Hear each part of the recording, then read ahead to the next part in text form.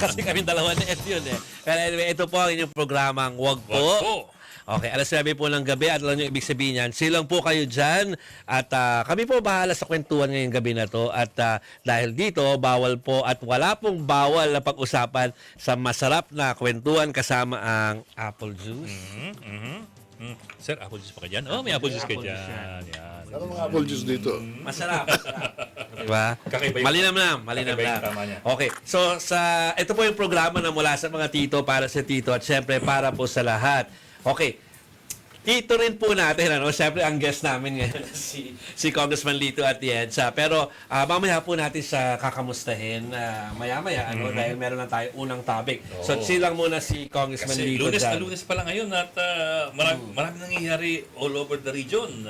Marami. Oo. Okay. So it's a Monday, it's the first day of the week. But I like to look at it as apat na araw na lang weekend na. Okay. Malapit na weekend. Oo. Parang o kaya, That's the glass half empty, half Malapit na Pasko. after Pasko. Oo. Parang konti na lang, mag-100 days na lang yata yan. Mamaya, marinig mo si Jose Marichan sa radyo. I think so.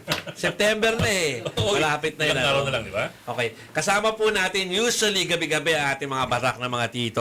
Si Tito Manny na birthday daw. Kaya wala. Kaya nasa nasa ibang bansa. Okay. Si Tito Melvin, si Tito Patrick, at saka si Tito Lourdes. Pero ngayong gabi, kami po muna ni Ed Lingao, ni Bok Ed Lingao, makasama nyo.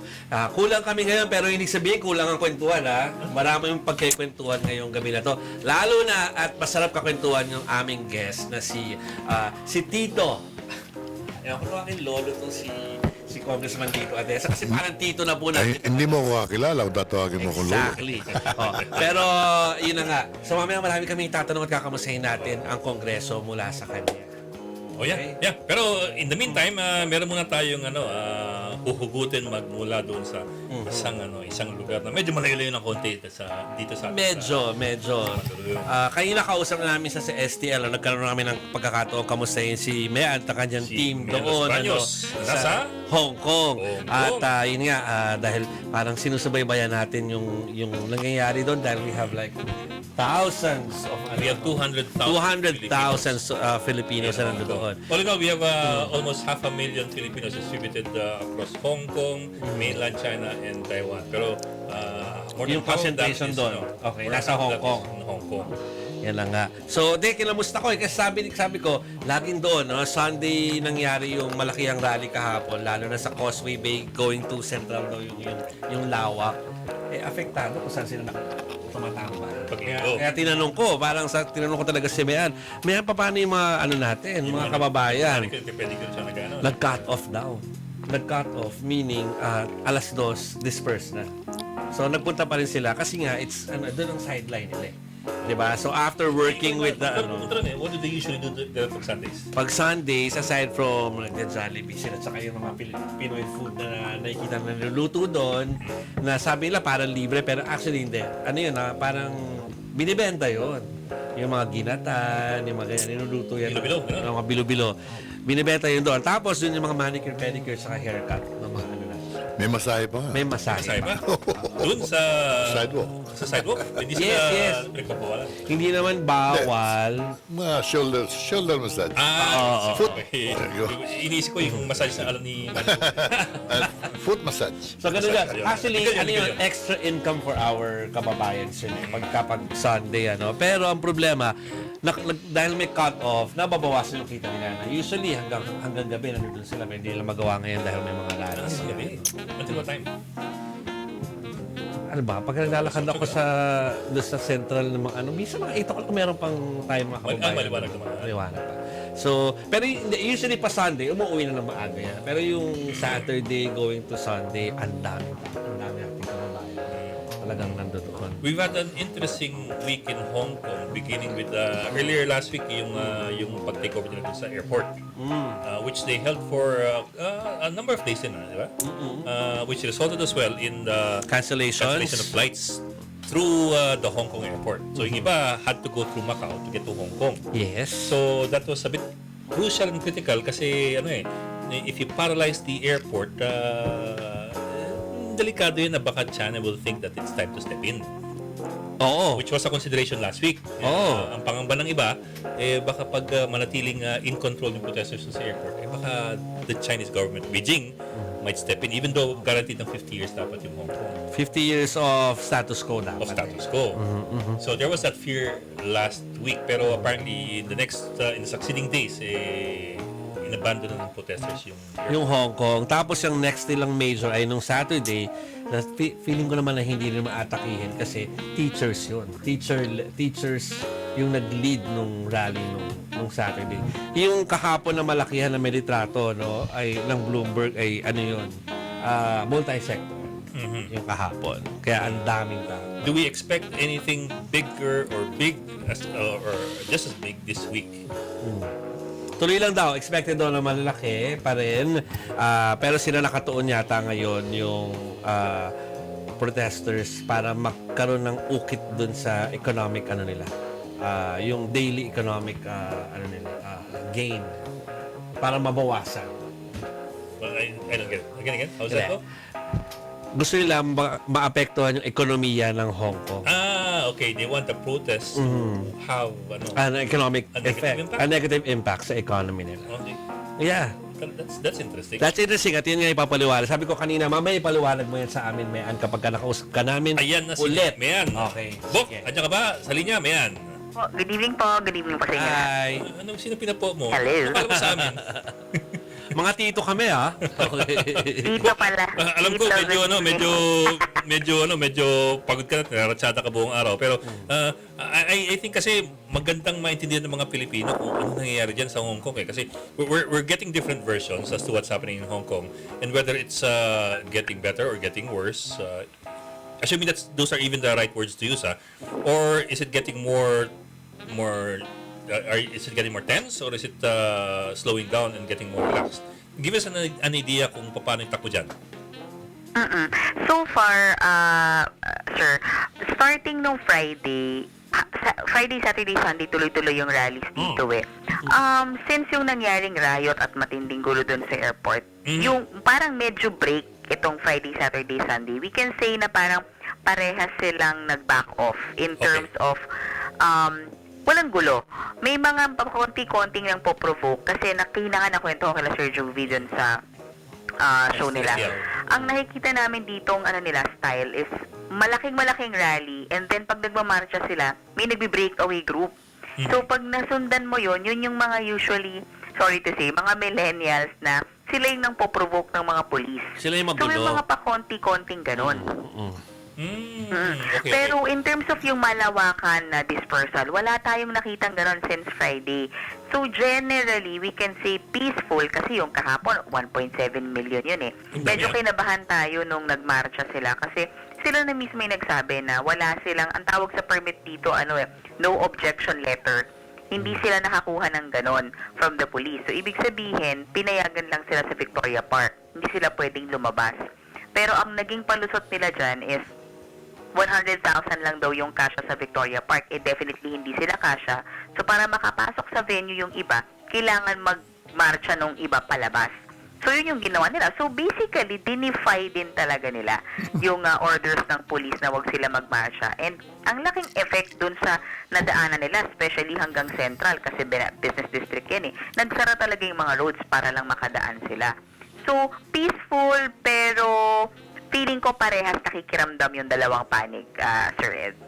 But if I get it right from you, parang at a certain point after the tensions, umaatras sila para mag-de-escalate. Ang nangyari kahapon ganun At a certain point from Causeway to Central, nung naabot nila yung Chater Road, bigla nilang binaba yung banner, tapos hindi ko kasi maintindihan may sinasabi sila, and then nakita namin na nag-ano na sila, parang self-dispersal na sila. Ganon.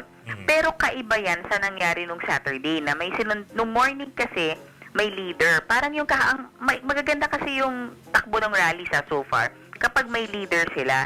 Like for example, nung Saturday, teachers and students, sumusunod lang yung iba. Kahapon, yung civil human rights front naman. Pero nung Saturday ng hapon, ito yung isa sa mga tinatawag nila ditong leaderless march. So, parang wala kang makitang nagli-lead, nagkakanya-kanya sila. So, ito yung may nasundan kaming grupo na nang vandalize sila ng balls, na mamato sila ng itlog. So, nung dumating yung pulis, nagtakbuhan sila, pero maya-maya sumugod din sila. So, iba-iba yung tactics nila. And even yung organizer kahapon na kausap namin, kahit sila sinasabi nila na iba-iba daw talaga yung mga kilos protesta, hindi siya nanggagaling sa isang grupo lang. So, hindi nila kontrolado to. Parang mas nakakatakot yung leaderless, no? Kasi kung yung mga leaderless marches, well, it's good for democracy and all that, pero it's also more frightening kasi a lot more can happen kung wala talagang kumukumpas. Tama. Diba? Yun din yung sabi ko nga kanina, kasi kila Sir Jovi kanina, kasi ngayon, pwede naming sabihin na peaceful. Pero ang kinikwento kasi nung ilan sa amin dito na mga mas matatagal na nagko-cover, ganito din daw yung nangyari before yung airport incident.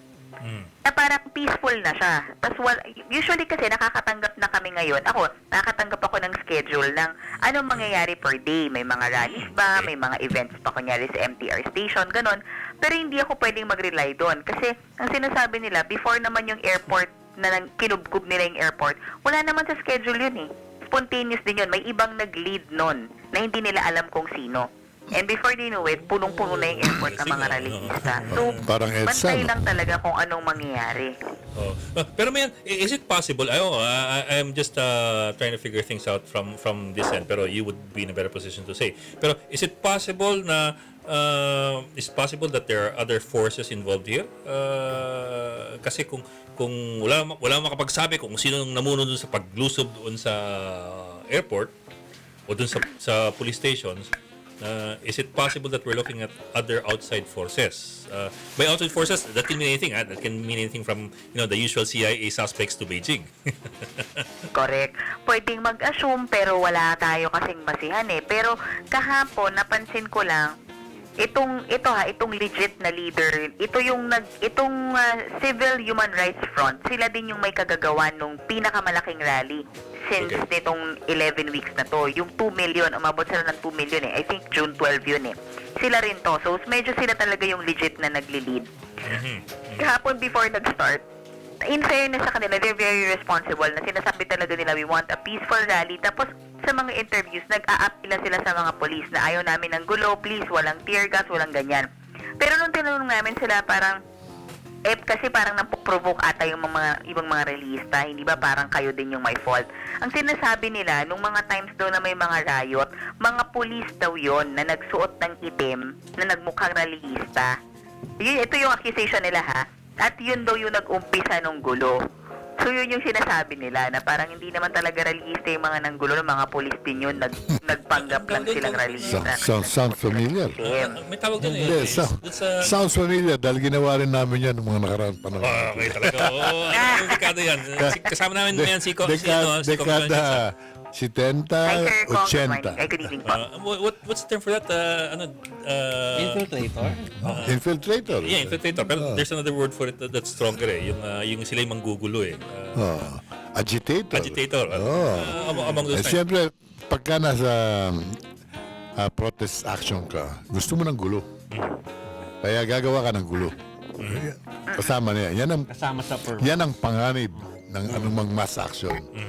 Kaya Tama. And na-feel namin yan pong and the mga titos dito sa legit organizer na to. Kasi sinasabi nila, ayaw nilang mangyari na mawalan ng faith yung mga Hong Kongers sa kanila. Nagmumukhang nanggugulo lang sila. Kaya ayaw nilang maulit na may riot talaga. Sabi nila, kasi pag nagtuloy-tuloy yung riot, ang magiging tingin sa kanila ngayon ng Hong Kong people is, hindi naman kayo for change nanggugulo lang kayo. So natatakot silang masira sa mismong mga kababayan nila. Kaya kahapon, they're very happy na natapos yung rally ng 1.7 million people na walang gulo. Kasi feeling nila kung may gulo ulit, baka magsimula ng mawala yung suporta sa kanila ng mga Hong Kongers kapag nangyari yun. Kasi gaya daw nung nangyari dun sa airport, sabi nila ang sama-sama ng tingin sa kanila ng buong mundo. Kaya gusto nila daw ipakita kahapon na peaceful people naman daw yung mga Hong Kongers. Pero kung iniisip daw ng gobyerno nila na mapapagod sila kasi 11 weeks na to aminado naman sila, pagod na talaga sila. Pero sabi nila, pagod na rin naman yung mga pulis, sabi nila. And napifeel ko yung desperation nila Ang dami nilang pinaglalaban, but basically it's just freedom.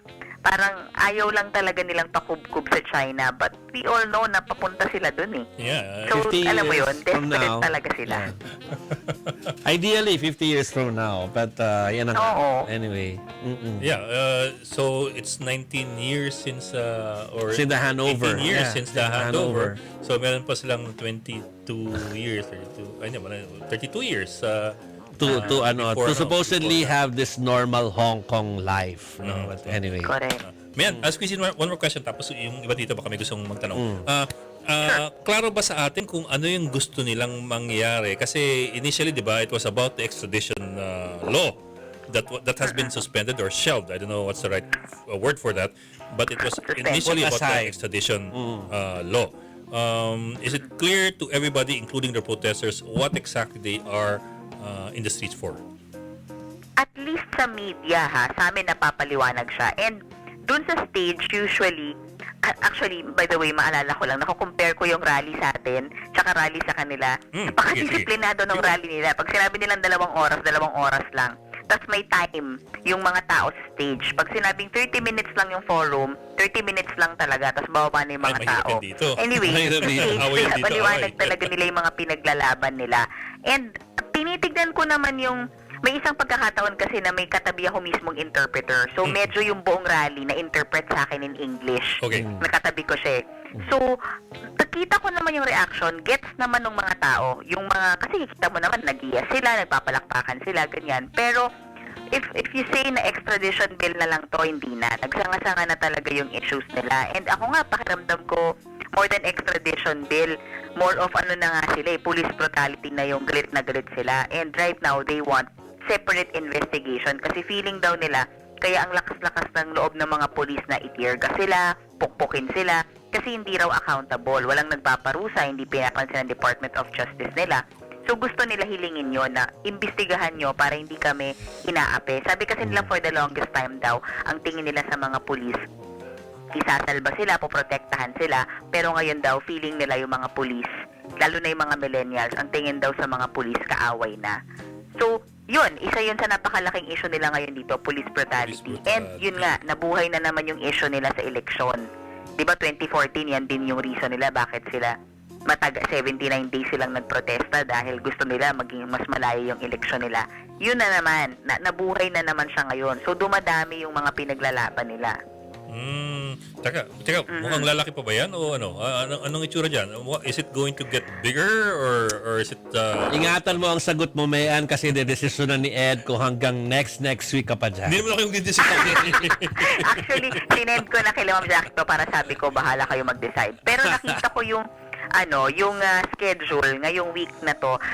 Medyo may nakikita akong mga possibility na medyo delikado. Kasi, yung Friday kasi, ito, good visuals lang. Feeling ko naman. Kung basta kung wala lang tong dispersal. Good visuals kasi human chain. Parang feeling ko first time sa buong 11 weeks na may human chain, This sa coming Central, Friday or last sa Kowloon, iba-ibang parte ng Hong Kong. So I think this is for visuals. Pero ang nakikita kong medyo delikado yung Saturday na balak nila. Kasi since hindi na raw sila makapasok ng airport, ang balak daw nila ngayon as per schedule, babarahan nila lahat ng roads papuntang airport. So parang feeling ko, naku, teka muna. Parang feeling ko pag ginawa mo yan, maa-agitate mo yung mga police yan, yung government yan. Kasi paano lalabas yung mga palabas papuntang airport kung babarahan mo yung mga diba, yung mga roads. So yun yung nakikita kong medyo parang Magating medyo yung mga delikado. lalabas saka papasok ng airport. Nakalagay dahil hindi raw sila makapasok ng airport, yun ang gagawin nila. So all roads leading to the airport, babarahan daw nila. Parang Yun ang parang nakalagay na nakaschedule pag may sa nagalit sa kanila. EDSA, This coming nagagalit ng data traffic sa EDSA. So, parang kahapon kasi hindi sila sanay sa traffic dito, 'di ba? Oh. Kahapon yung sobrang daming tao, syempre yung daming sinarahang mga kalsada. Daming naglakad, pati mga hindi realista naglakad na lang pauwi. Kasi wala na, hindi na rin makabiyahe dahil nga sarado yung mga Ito nabasa ko ito. Yung nakuha kong information. Protesters can't enter the airport, so they're now going to try creating traffic jams to the airport. including public transport and using bikes and cars this Saturday, August 24. That might become a bit more dangerous than the usual rally. And More dangerous in such a way, kasi for one, ang dami mo maistorbo. Pangalawa, feeling ko, hindi pwedeng hindi action yung pulis. Oo. Pag ganyan na nang iistorbo na kayo ng mga wala namang kinalaman, di ba? Yeah. Yung magmarcha kayo, tinatanggap na nga ng mga otoridad eh. And Sige na, fine, parahan nyo yung kalsada. Pero yung papuntang airport, medyo delikado yan. You might have a segment of the public, of the Hong Kong public, asking authorities to step in. When I say authorities, I don't just mean Hong Kong. Diba? What do you mean? They're asking for the help ng ibang bansa? I mean, you might have louder voices of those affected by the traffic on Saturday, asking authorities, not just Hong Kong authorities, but maybe even Beijing to step in. Kung hindi makontrol. Correct. Hong Kong Tama yan. And diba? You'll have yun nga, angry minsan people. hindi mo na rin talaga alam kung ano ba to ginagawa ng poprovoke. Kasi meron akong isang rally na napuntahan, I think that was Friday, na parang ang sinasabi nung isang pro-democracy legislator doon is parang sinasabi daw ng Hong Kong government na wag yun ang gawing international tong issue na to, gawin na lang natin tong issue ng bansa natin. Pero malinaw doon, sabi nitong legislator na to na, hindi, gusto natin gawing international issue ito kasi gusto natin makialam yung ibang bansa. So talagang nagpapapansin sila deliberately sa ibang bansa para sumausaw, para tulungan sila. Kasi parang pakiramdam din nila, hindi nila kaya ng tayo-tayo lang. Kailangan may makialam na iba. So, may mga rallies ako nakita na may mga flag ng US, UK. Yung nga, kahapon parang may isang galing Australia. Yung mga gano'n. Mga gusto nilang humingi ng tulong sa ibang bansa. Pero may isang reporter nga na nagtanong galing sa ibang, I think Reuters yun Sabi niya, hindi ba kayo dismayado na parang hindi naman kayo pinapansin ng ibang bansa?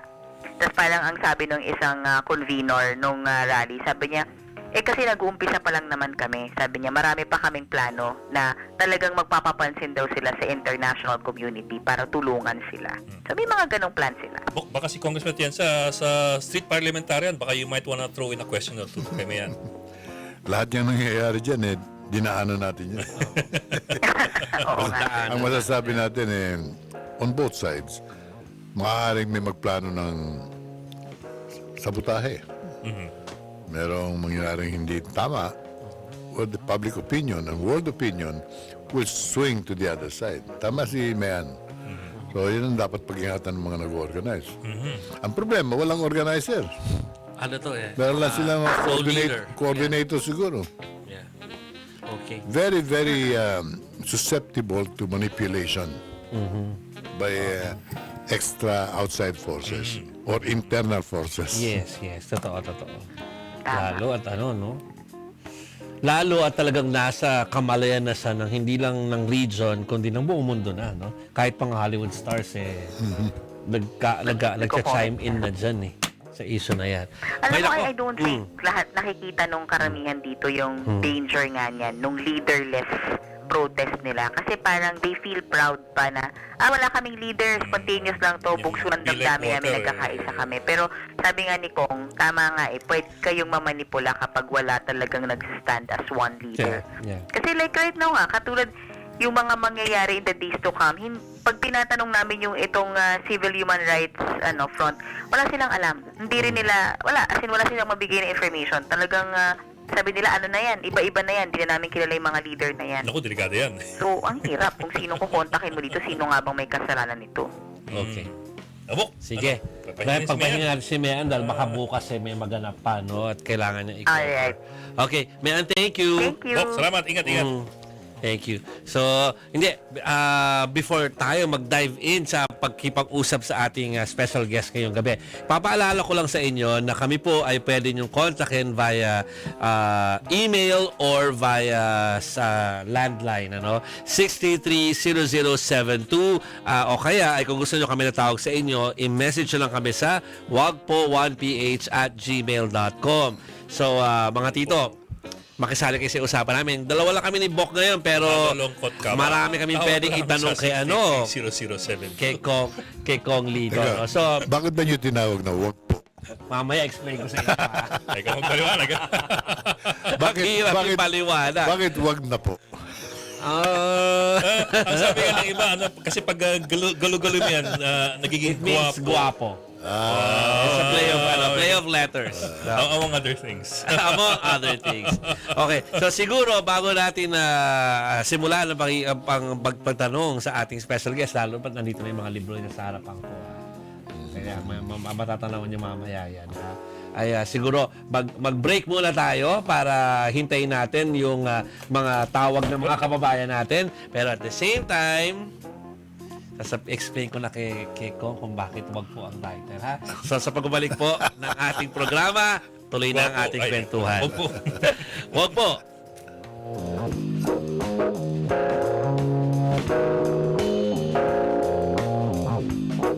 Tensyon sa pagitan ng Pilipinas at China tumindi. Sa ating balitang business, presyo ng mga produktong petrolyo, posisyon. Simula ngayon, May iisang boses na tayo. Isang bansa. isang boses, 1PH. Samang telebisyon at radyo. radyo at telebisyon. Hatid sa inyo ng Signal TV at Radyo 5. Kasama ang mga nangungunang news organization sa buong bansa. 1PH, Hindi lang basta balita, kundi balitang importante sa'yo. Hindi lang basta balita, tumutulong, Nagseserbisyo, laging kakampi mo. kapatid, Kapatad. Iksoon. Tugang. kabsat. Kahit ano pang kulay o paninindigan mo, kahit ano pang opinion mo. Welcome ka dito! Buong araw. Damagan, walang puknat ang balitaan. At pagbibigay ng kaalaman. May kontrobersya. At intriga, At masayang kwentuhan. kasama mo kami sa pagtataguyod ng pamilya. Kasama mo kami Sa pagpapalakas ng komunidad. Dahil magkakaiba man, Iisa pa rin tayo. Luzon, Visayas, at Mindanao. Simula ngayon, may iisang boses na tayo. 1PH. Kami ang boses ng pinakakaisang Pilipinas.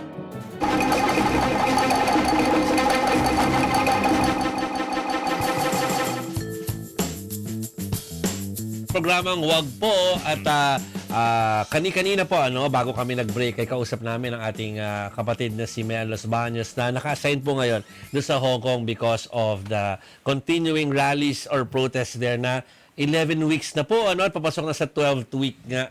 Sabi nila at medyo delikadong phase nung kanina dahil maski yung guest po namin sinasabi po na ito na yung panahon na pwede na may pumasok dyan to make it look bad sa kung sino mang side, So, nandun siya sa crucial moment. Congressman, tell us about your experience in the 70s. Paano yung dynamics ng ganyan? Ang malaking danger dyan, yung pakialaman sila ng mainland. Gumawa ng malaking gulo to justify their coming in. Yung Gulo para yung mga nandun na sa kanilang nasa border na pwede nang tumawid. correct. Okay. To directly intervene. And the world will be with them kung may nangyaring hindi maganda. Yun ang pinag-iingatan namin nung panahon tayo lumalaban kay Mr. America. Si Mr. Andyan siya sa harapan po. Kung nakikita nyo. Nag-iingat kami na Yung muscle man dyan, yung muscle man. masabutahe yung rally. Kaya yung policing, yung marshalling, Importante yun, napaka-importante niyan. Yung police ranks. Pag merong mga dumating na hindi mo kilala, kailangan immediately mag-react yung mga marshals. Yun, may marshals, Marshal, Kung well-organized ang rally mo, meron kang mga marshals. At saka contained yung grupo para hindi makapasok yung Kumbaga, potential. it's nothing to boast. Ay, hindi siya dapat ibinoboast na walang leader. Na walang hindi organized ng isang protesta. Pag walang leader, walang organizer, napakadaling mamanipulate. Totoo. Yun, magkaroon lamang isang malaking explosion yan. Tapos na ang kausa ninyo dahil pakikialaman na ng gobyerno yan. Maging riot yung bigla. Isang maliit na grupo lang magsimula ng riot. Correct. Nung araw sa atin, ganyan, di ba? Sa Makati rallies namin every Friday, biglang mayroong babaril doon. May babagsak. Di gulo. Pag nagkagulo, tapos na rally. Dahil takbuhan, paluan, habulan, kaya ginagawa ng otoridad yun. Yung gumagawa nun, police. May mga sniper yun, mga on top of the buildings. Dumating yun dun sa ganung punto na gumagawa na sila ng talagang paraan para ang the opposition, the rallies are totally segregated from public opinion. Pag nagkakagulo, sabi mo nga kanina, barado na ang traffic, hindi ka makauwi, ikaw ay law-abiding, natrabaho ka lang, mumurahin mo yung rallies. Tarantado itong mga ito, ginugulong buhay natin. Instead of the rallies getting the sympathy of the public, they get the Baliktad. anger. Kaya ang authority, pinaplano yon. Sige, manggulo tayo rito, manggulo tayo dyan. In fact, minaster ni Mr. Marcos yan. Nagpaputok mo siya ng mga bomba nung justify martial law. Noong second time na nananakot siya ng martial law, yun naman, wala nang epekto dahil ang tao desidido na eh. And Senator, Mamatay kung mamatay. Sige, mag-martial law ka. Todo na He declared martial law. Actually, on the evening of critical day, he declared martial law. Nobody listened to him. Everybody went out. Yeah, lalo kayo. the 24th or I think that was the 24th, the eve of the 25th. He declared martial law. Nobody believed him anymore. Parang basta sila nandiyan na sila. Bahala ka na sa buhay mo. Nasa kalye naman that time. Yeah. Anyway, dapat mag-ingat ngayon ng, lalo ng mga kababayan nating sumasama o kasama sa masa ng tao. You don't know what's in store, what could be plotted by both sides. Yung provokator sa rallyista, meron din yan. Yeah. Yung sinasabi ni Mayan kanina, may grupong hihiwalay para manggulo. Yeah. Hindi mo alam ang talagang purpose nun. Mga pulis ba yun? Pwedeng pulis yung mga yun. Or sympathizer ng pulis. Kaya sinasabi may mga triad na kasali na sa picture ngayon. Anong purpose nila? Manggulo to alienate the cause of the rallies, which is very, very legitimate. They want more democracy. Napunta na yung main issue ron eh. Hindi na yung extradition na lang. They want more democratic rights, which is totally against the basic principle of the mainland administrative policy. Anong democratic rights? China ito eh. Yeah. Yun eh, pupukpukin ka ng radyo sa ulo pag naisip ng security na you are a threat. Yeah. Minsan naging guest ako ng mayor ng Beijing. I was mayor of Manila. Binigyan ako ng dalawang security na I found too overbearing. Talaga nakabantay sa likod mo. Literally, hindi ka makakagalaw. At marunong mag-Ingles. Nakakaintindi ng pinag-uusapan nyo. At hindi natutulog. Oh, wow. Ay, tulog ka na sa kwarto mo. Subukan mong lumabas. In other words, mag-adventure ka. Gising. Bigla na lang nasa likod mo na. minders, sir. Minder. Minders. Mga minders. Minders. Tawag nila doon. They don't wanna call them censors eh. They call them minders. Pero I found them very, very efficient and effective. They're taking good care of you para walang mangyari. Dahil pwedeng may gumawa ng kalokohan sa'yo, masisisi yung authority ng gobyerno ng China. Pero nakita ko how they treat people. Sabi ko, kung ito komunista, people should see this. Merong gusto kumamay sa'yo dahil bisita ka eh. You're a strange face. Nasa dyaryo ka. Kakamay lamang sa'yo. Papaluin ng batuta yung kamay ng mamamayan. No? Walang human rights. Walang pakundangan. Merong isang pumilit lumapit sa akin, pinukpok na radyo sa noo. Sabi ko, don't do that. You don't do that to people. No. They shouldn't come near you. I found that talagang ibang komunismo. Iba ang gobyerno. Iba sila. If people think communism is giving the poor, the lowly, more rights, they're sadly mistaken. In China, the poor and the lowly, they have no rights. Yun na nga. Congressman, teka, sorry, mag-change topic tayo. May nagtatanong ito kailan makakasagot eh. Si Rolby Aguilar, patanong naman po kay Tito Lito kung anong backstory, bakit po siya nahilig sa mga bulaklaking damit. Warm-up question daw po. Alam nyo, itong bulaklakin, this is a tropical character. Bata pa ako, ang feeling ko, ang damit natin dapat reflective of our character as a people. Character of our country. We are a tropical nation. We are a tropical people. Bakit tayo nag-Amerikana? si Ed, naka-Amerikano, nakakurbata pa. Sila may sabi. Ako'y natatawa pagka gano'n dahil ang feeling ko, talagang dapat matuto na tayong manamit. According to our weather. Ano ang tugma sa atin? Na parang kinukundina natin. Pag naka-tropical shirt ka lang, hindi ka pwede umattend ng formal meeting. Board meeting, hindi ka pwede kung hindi naka-formal ka.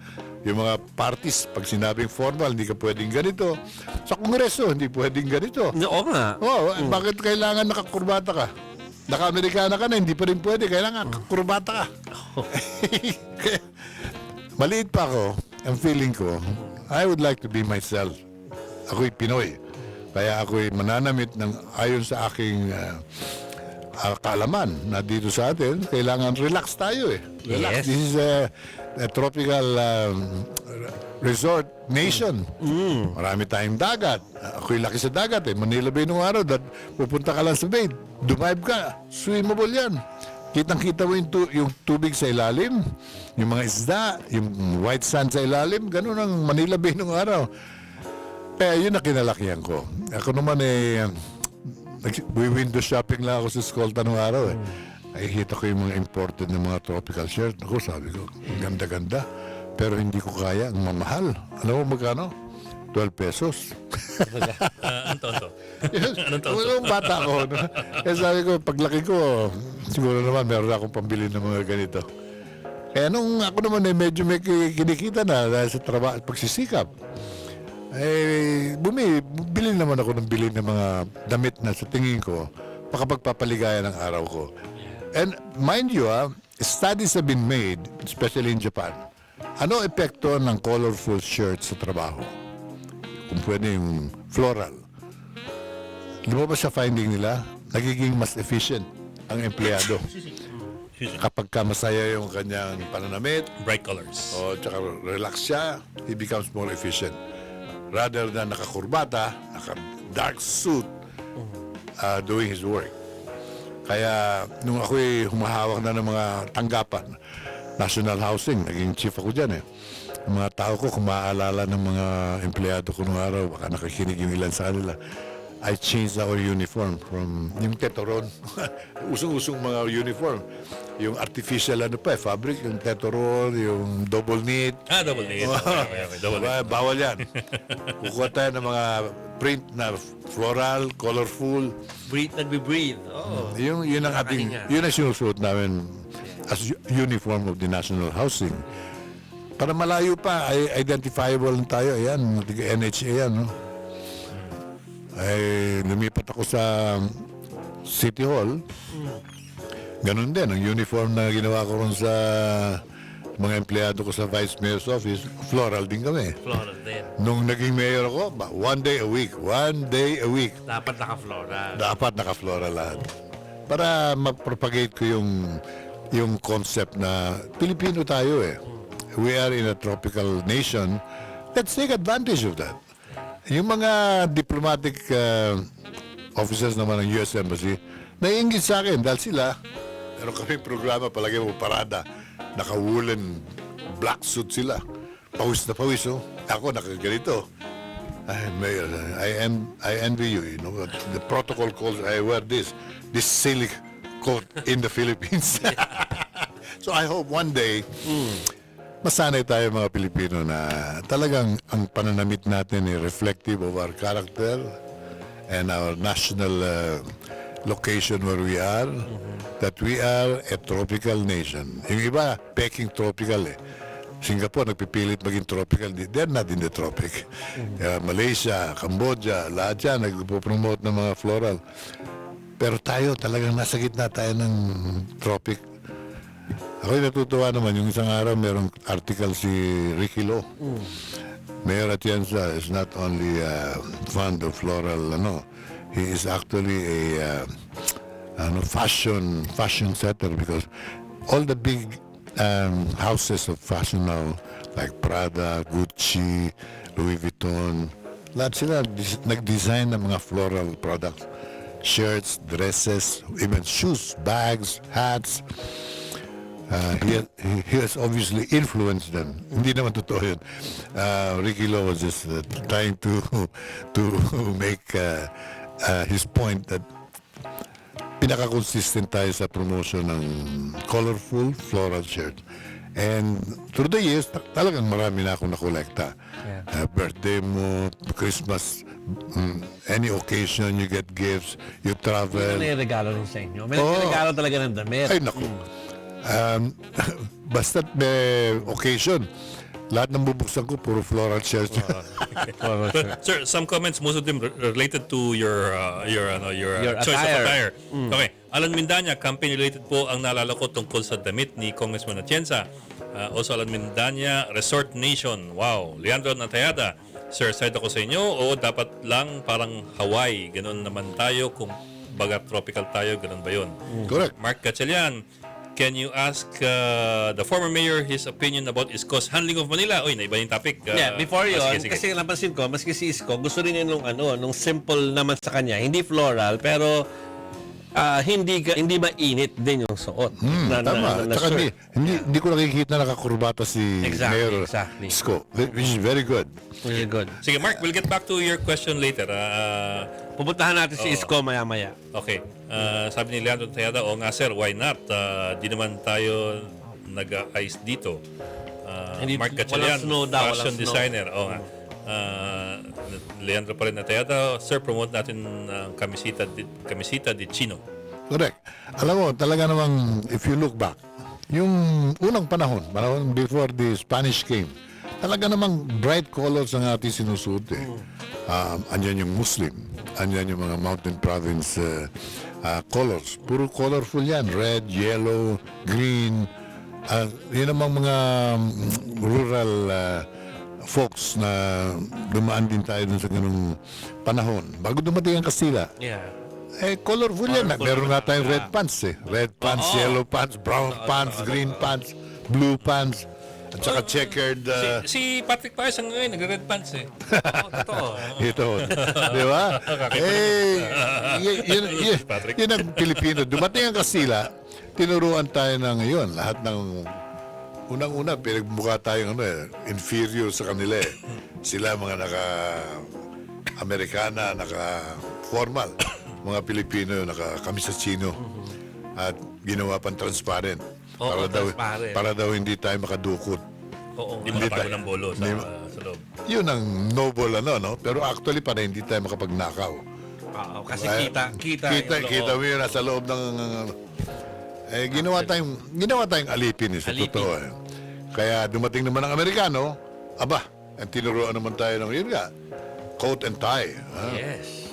Layering. Kurbata lahat. Layering dahil sa Amerika, for the information of our listeners, pagka winter doon, talagang malamig na malamig. 4 seasons eh, yeah. Pagka malamig doon, kailangan may layer ka. Bakit ka naman magle-layer dito? Dito hindi. Sira ulo mo. Init. Pwede ang mga newscaster kasi aircon naman po dito sa loob. Pero sa labas talaga mainit mag-Amerikana eh. Hindi pwede. Oo. Nung mayor ako, alam mo, kamonti ko na ipinagbawal ang magsuot ng Amerikana eh. Doon sa Manila.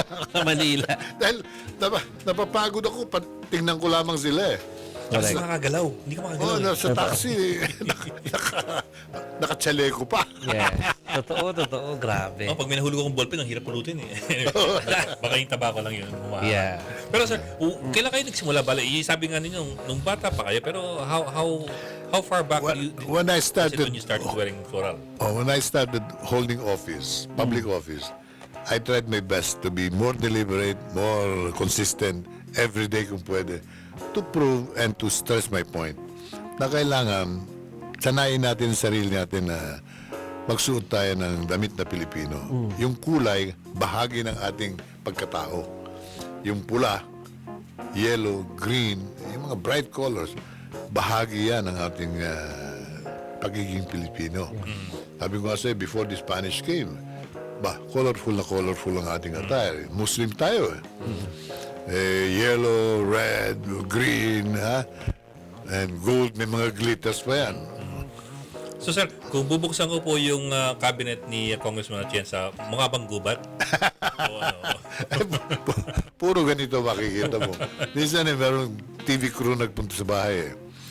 Yun talaga ang inisosyo nila. They really were curious. Pinakita ko. Ganun nga. Sabi ko, through the decades, talagang marami na akong nakolekta. In fact, ang ginagawa ko, pag Christmas, pag birthday ng kaibigan, pati si Pangulong Digong, niregaluhan ko ng floral eh.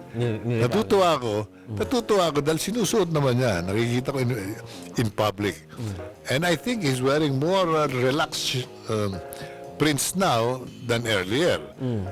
Which is good.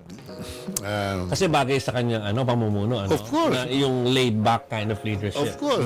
Relaxed siya eh. Yeah. Can you imagine him wearing suits in his daily activities in the country? Di bali kung nasa abroad eh.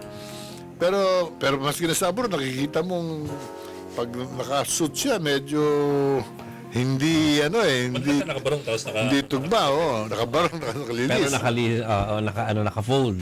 Sabagay, ganun din ako. Sa Kongreso, nililis ko, sinabi lang, gumagaya ka kay Presidente. Sabi ko, hindi naman. Pero pareho kami. Kung ano yung mas komportable. Bakit mo nilililis? Nothing really personal except mas relax ako pag nakalilis eh. Sa Congress talagang meron kayong dress code. Hindi pwedeng naka-floral. Pero as congressman, don't you have... Hindi, nasa rules kasi eh. Nasa rules eh. In fact, hindi ka makakapagsalita pag wala kang tie. Ganun? Minsan, nung bago ko, I stood up to deliver a very important privilege speech. Ayaw akong pagsalitain.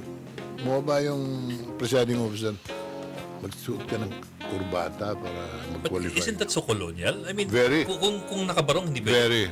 I hope one day, mawala ng lahat yan. Relax kami dapat eh. Para malamig ang ulo mo. Yes, I understand. Pero ang barong is as formal as you can get in Philippine attire. Ibig sabihin, ang barong is not allowed. Pwede. Pwede. Filipiniana is allowed. Pwede. Pero hindi short sleeve. Hindi pwedeng Hindi polo barong. polo barong. Kailangan full sleeve barong. Pero ako, nililis ko nga dahil mas relax yun eh. Si President Ramos, ganun din. Naglililis din yun. Yeah. Pero pahulik din yun eh. Kasi kung anong nakaka-relax ka, dapat yun ang gawin mo eh.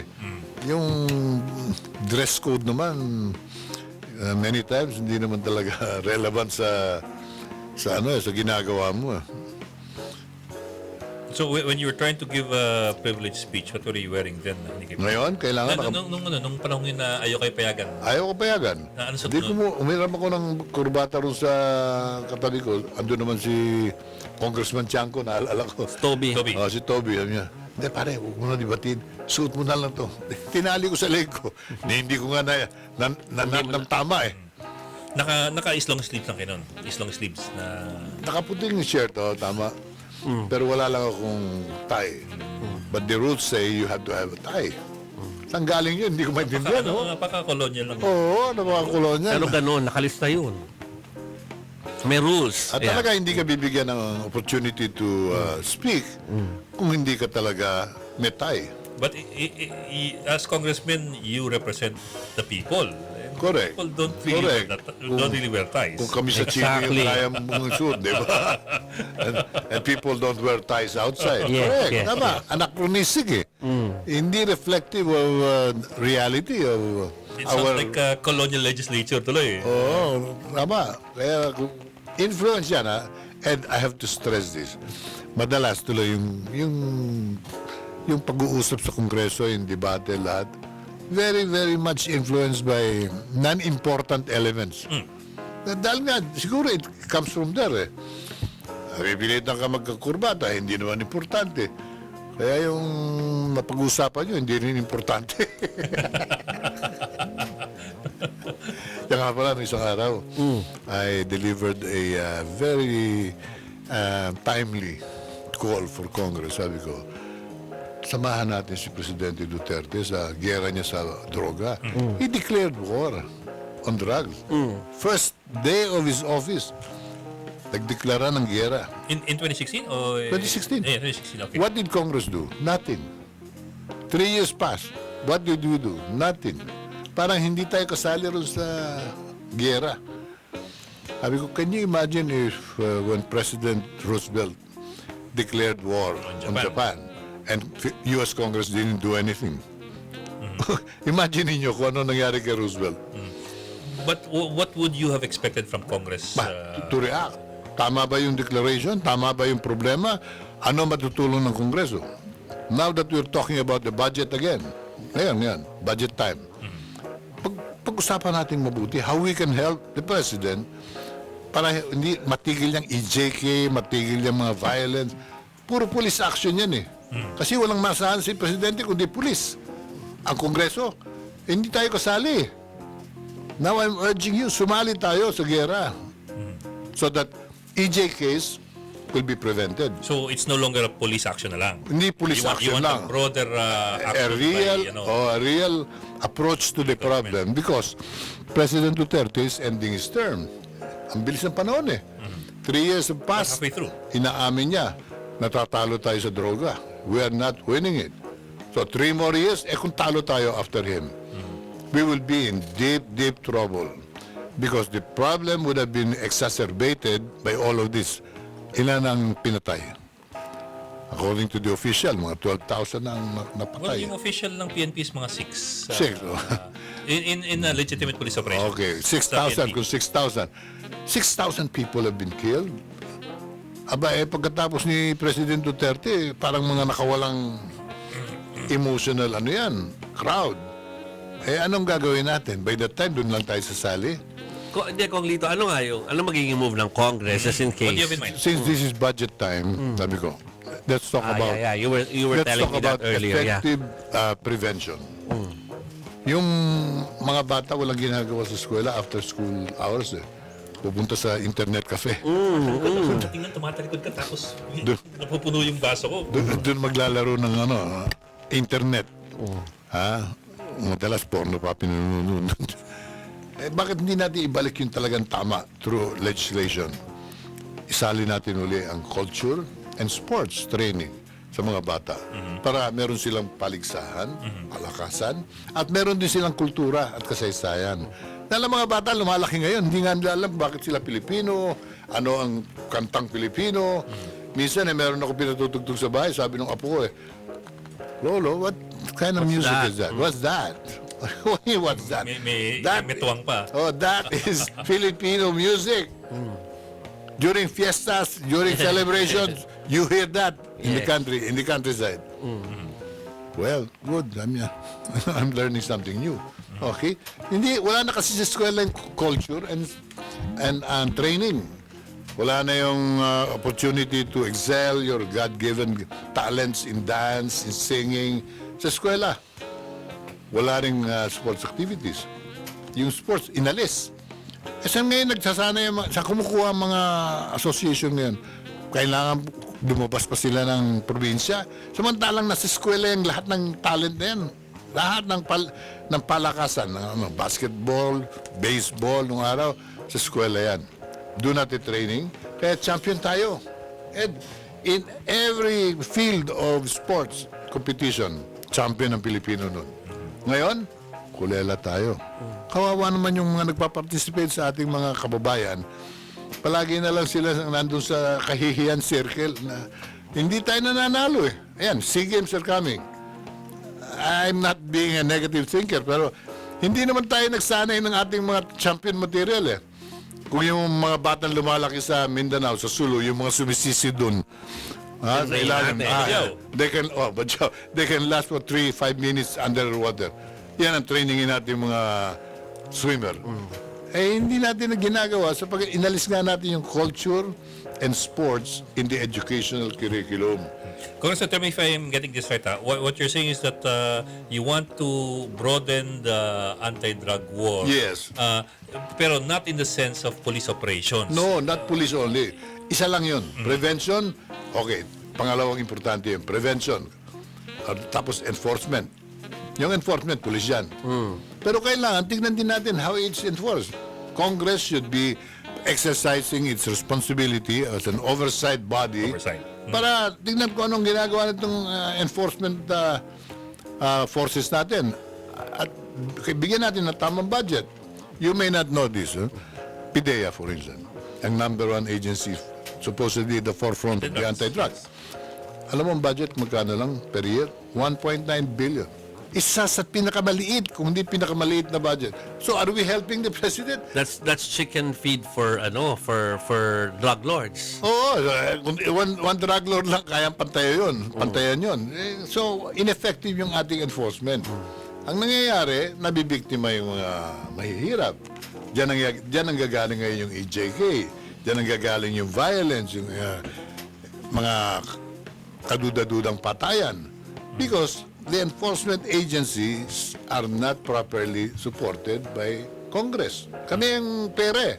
Kami ang nag-appropriate eh. Pero sir, di ba, may expenditure, may NEP na binibigyan Malacanang, yung National Expenditure Program, which is the budget proposal. In other words, the proposal for the money actually comes from the palace itself. Or from the agencies. It starts from there. Pero dadaan sa Kongreso yan, dyan mamamagnify. Dyan pag-uusapan. Dyan hihimayin. If we are part of the drug war, anti-drug war, pagdaan sa amin, pupunayin ko na yan. Pupunayin na namin. Dagdagan natin to. Enforcement to eh. PIDEA, yung mga local police forces, bigyan natin ng mas magandang suporta. Si Presidente Duterte, andun ang direksyon. He is giving everything to the police and the military. But Congress should be doing that, not only the President.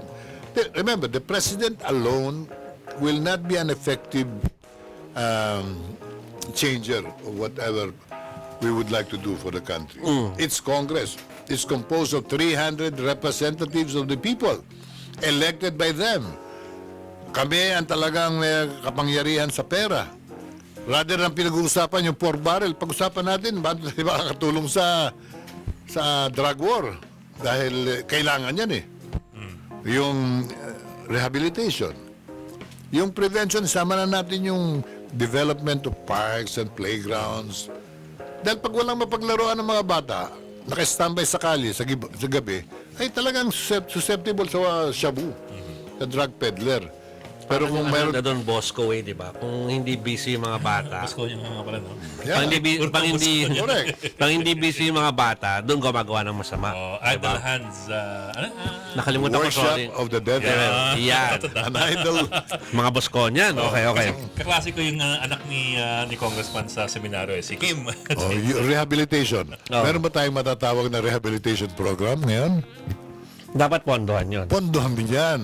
Kung pwede, lahat ng probinsya mayroong rehab center. Funds provided for by the government. Yeah. Wala namang perang ganyan ng mga gobernador eh. Walang perang ganyan ng mga mayors. Pero supported and funded by the national government, magkakaroon tayo talaga ng comprehensive, all-encompassing drug solution. Anti-drug solution. Kung balikan ko yung curriculum, kasi kayo nababanggitin yung wala tayong magandang sports curriculum, wala tayong magandang I suppose you were referring to social studies. Kasama na yun. Curriculum Kasama na yun. na hindi na pag-uusapan yung pagkanta ng mga Pilipino, mga kanta ng Pilipino. Noong araw kasi, Ed, Department of Education, Culture and Sports. Dex dati. Dex noong araw eh. Dex. Dumating si Secretary Rocco. Siya nag-alis niyan eh. Approved by Congress. Pareho kayo naka-floral. Tama. In that sense, pareho kami. Inalis yung culture and sports. Kaya ang mga bata ngayon sa mga public schools, lalo na, millions yan. There are about 3 million. Lumalaki yan, wala talagang training. At saka yung pinaka-foundation ng sports program ng bansa, dapat galing sa eskwela. Yeah. Ang sabi naman ng ibang mga congressman, congresswomen lalo, hindi na, gumawa lang tayong Department of Culture. O sabi ko, here we go again. We'll create another bureaucracy. Yeah. Wala namang tuturuan yun. Hahanap pa ng tuturuan ng kultura yun. Samantalang, isasama lang natin sa curriculum, immediately, public schools will be trained culturally. Will be trained in sports competition. Gagawa ka na naman ng Department of Sports. At tapos, how do you reach out to the potential sports champions of the country? Alas tsamba tayo eh. Mabuti lang, meron tayong Manny Pacquiao na natsambahan. No? Pero sir, hindi ba ang pag-set ng curriculum nasa DepEd and therefore kaya ng executive action lamang at hindi na kailangan Hindi, meron pang batas Kongreso. kasi. So, it was done by law. It should be done by law. What I mean is, Amendment lang yan. in the end, di ba, the DepEd as a department has the authority to Pwede. tinker with the curriculum. Pwede, unilaterally. with the secretary more oriented to culture and sports, Yeah. pwede niyang i-adjust ng konti. Pero para maging complete ang pasok ng culture and sport, i-amenda na natin yung mag-create ng Department of Education. Dex ulit, Dex. Dex ulit. Department of Education, Mata namin sa Dex Culture nagkatawag. and Next Sport. dati. Oy, Okay. sir. Hindi, before Bong, I just have, sorry Bong ha, isa lang, baka kasi lumampas tayo dun sa topic eh. The thing is, pag nag-submit itong executive ng GAA taon-taon, nakalista na at itemize yung gusto nilang gastahin eh. So, pwede nyo naman yung galawin by saying na hindi dagdagan nyo ng ganito. So, pwede nyo bang gawin? Pwede. Pwede namin... Halimbawa, kung kulang ng pondo for PIDEA, pwede nyo sabihin na hindi dagdagan natin to. I mean, I know na pwede, pero gagawin ba nila? Can Congress Yun ang- increase your budget? Or... Yun ang sabi ko eh. They can realign. Yun ang sabi ko. Yun kaya dinaan ko sa privilege speech to address my colleagues. Lahat sila nakikinig eh. Dinasabi ko yung gusto kong sabihin. Lagay natin sa isip natin, kulang sa suporta ang Pangulo sa kanyang anti-drug war. Kaya nangyayari puro police action. Ano, yun. Yun ang butas na nakikita nyo. Oh. Yung nakafocus lang sa police action, Oh. imbis na well-rounded. Oh, dahil yung, pati yung interpellation that followed eh. Sabi ng isang congressman eh, bakit natin susuportahan si Pangulo? Eh, hindi naman kumukonsulta sa atin. Hindi naman nagre-report sa atin. Hindi ko nga alam kung ano yung anti-drug war niya eh. Ang sagot ko, sabi ko simple, kaya nga kailangan makialam tayo. Sumali tayo sa solusyon. Dahil kung hindi tayo kasali sa solusyon, kibitser ang labas natin. Heckler. Hindi nakikinig si Pangulo sa mga heckler. Kaya kung gusto niyo pakinggan kayo, pakinggan tayo, magkatulungan, let's support him openly. Sige. Ipasok namin ng isang taong bayan. Taong May bayan, tawag si ng Bong. taong bayan. Baka Si may tanong Bong ito, eh. mula sa Valenzuela. Bong, andyan ka ba? Nandito ako. Oy, Hi, magandang Bong. gabi, Bong. Oo. Okay, Bong. Congressman Atienza. Si Senator Ortiveros nandyan nung a week ago. Nagano siya sa divorce bill, ano? Explain niya. Alam ko, hindi ka papayag sa divorce bill eh. Kilala mo na ako. Oh, sige lang, tuloy mo lang. Oo. I met you way back. Alos matanda lang kayo ng konti sa akin. May 65 ka na ba? Meron ka ng 65? 73 na ako. Matanda ka sa akin. Teka, huwag natin pag-usapan ng edad dito. Kasi medyo sensitive kami dyan. Sige pa. Yun nga, why are you against the divorce bill? Because, let's put it this way, Bong. Matuto tayo rin sa mga bansa na meron ng divorce, ano? America is the best example where divorce has been so liberalized. You can practically get married in the morning and divorce your wife in the evening. Parang Las Vegas. Las Vegas. Las Vegas. And nakatulong ba sa kanila yan? Are their children growing up with stability of mind, character? Hindi mo ba nababalitaan yung mga batang Amerikano na pupunta ng eskwela, dadalhin yung rifle ng tatay niya, mamamaril, papatay ng 20-25 bata. Nangyayari yan where there is a disjointed family where the child is coming from. Yung disjointed family, ang kadalasang cause niyan, yung divorce dito, divorce doon, hindi nila alam kung ano yung tatay niya, yung nanay niya. Sa dami ng mga nagpalit-palitan ng partner, ganun ang nangyayari. Kaya, if we maintain our character as Filipinos, tayo mga Pinoy, wala naman tayo talagang hilig mag-divorce eh. We stick it out with our partner. Kano man ang problema, we try to solve it. Yung kasabihan natin, pagkahaba-haba ng prosesyon, sa simbahan din ang pasok niyan, di ba? Kaya yung away dito, away doon, sinosolve yan sa Hirap ang ginawa daw, sabi. Sa marital bed, no? Oo. At tapos, yung ating sinusumpaan sa kasal, bibigyan natin dapat ng kabuluhan yun. Dahil yung kasal natin, sagrado yan, at saka yan ang kontratang permanente. Yun ang pagkakaalam natin, Pag nilagyan mo ng paraan para maging dissolvable yan, o solute, pwedeng matunaw yung kontratang yan, umpisa na yan. That will be the beginning of the weakening of the Filipino family. Kung meron tayong hanggang ngayon na yaman ang Pilipino, hanggang ngayon matibay ang pamilya natin. Ang pamilya natin talagang pinahahalagahan ng lalaki at babae at yung mga bata. And for as long as we are able to maintain strong families in the Philippines, maski anong hirap ng buhay. Dumaan tayo sa hirap Bong. Yung the severe martial law period, naku, naalala ko yun. Hirap na hirap tayo, pero matino pa rin ang pag-iisip natin. Hindi tayo nasiraan ng ulo. Hindi tayo nagsasalita sa sarili natin dahil meron tayong pamilyang nauuwian. Importante kasi yung bawat tao merong solid na tahanan na pamilyang nauuwian. Yung divorce actually destroys the foundation of a home and the family. So ano man ang problema ng mag-asawa, we try to resolve it in accordance with the marriage contract that we signed. Pero kung talagang wala ng paraan, nananakit yung lalaki o yung babae talagang ayaw magpasuheto, may paraan naman tayo sa ating mga batas na hindi kailangan ng divorce. Magkakaroon din ng dissolution of marriage. Magkakaroon din ng declaration either by court or sa simbahan natin. Madi-dissolve din yung kanilang maling pagkakasama. So therefore, liberalizing the separation of couples is not necessary. In fact, it will cause more problems. Tito Bong. Another question. Sabi that I could ask two questions. Yeah.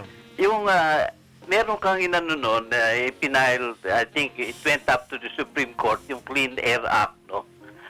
It so happened, ang tinamaan, si MVP ng Maynila, which they own yung Channel 5 na yan, no? During that time, I think, hindi pa yata ang owner ng MVP Group, Lopez pa nun, Lopez. Sa Lopez pa, di ba? Opo. Yung Clean Air Act dati, yeah. Pero ititweet ko lang, Bong, yung appreciation mo. Hindi ako nag-file ng Clean Air Act. Yan ay Si Loren yun saka naging batas yan. Sa Congress. Naging batas yan noong 1994. Naging DNR Secretary ako noong 2008. 2004 pala naipasa yan. 2008 naging secretary ng DNR ako. Nakita ko yung dalawang water concessionaire, Manila Water by the Ayalas and Maynila owned by the Lopezes. Hindi tumupad sa kanilang kontrata. Dahil yung kanilang exclusive rights over water sa kanilang area, east side, Manila Water. Western side of Metro Manila, Maynila. Hindi tumupad sa kanilang kontrata na sila ay magpo-provide ng wastewater treatment facilities in their area of concession. Technically, dapat yan, on day 1, sinimula na itayo yung ating paglilinis ng Poso Negro, yung paglilinis ng ating sewage sa ating mga linya. At technically, ang tubig na dapat lumalabas sa Pasig River sa Manila Bay ay parang mineral water quality. Pag na-process yan. Kaya naman pinayagan sila ng kontrata nila, maningil sa tayo. Magmula nung 1997, bayad na tayo ng bayad. Sewage fee ang tawag nila. Pero hindi sila nagbigay ng water treatment facility.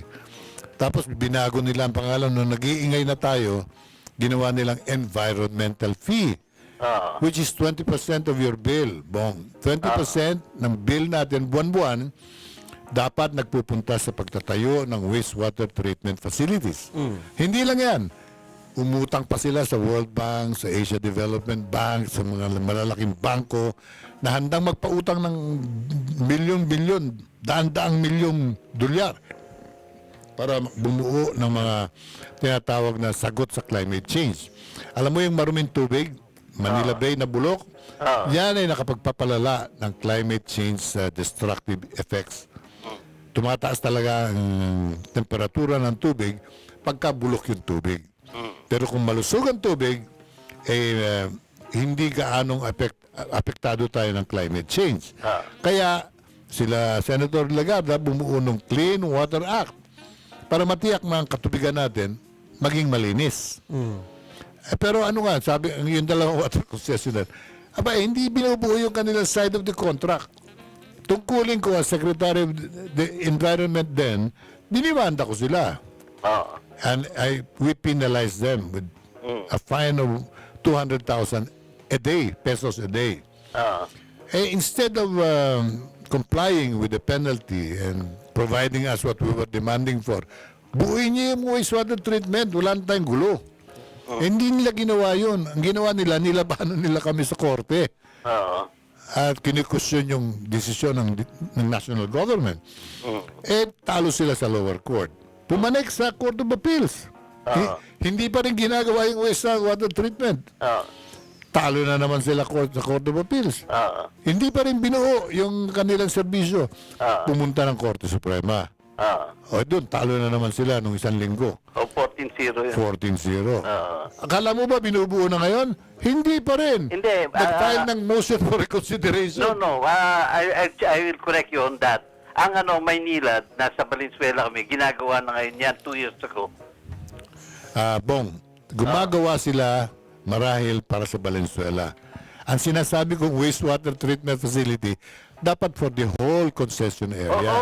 In fact, sa Paranaque, I know some of the works of ng Maynila de. Yun nga ang kanilang palusot. Bumubuo raw sila ng pira-pirasong waste treatment plants. Hindi ganoon ang requirement ng Metro Manila.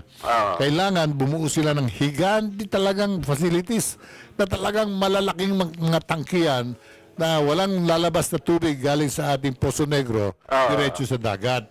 Dadaan dapat lahat sa proseso. Yun ang hinihingi ng batas. Yun ang hinihingi ng kontrata.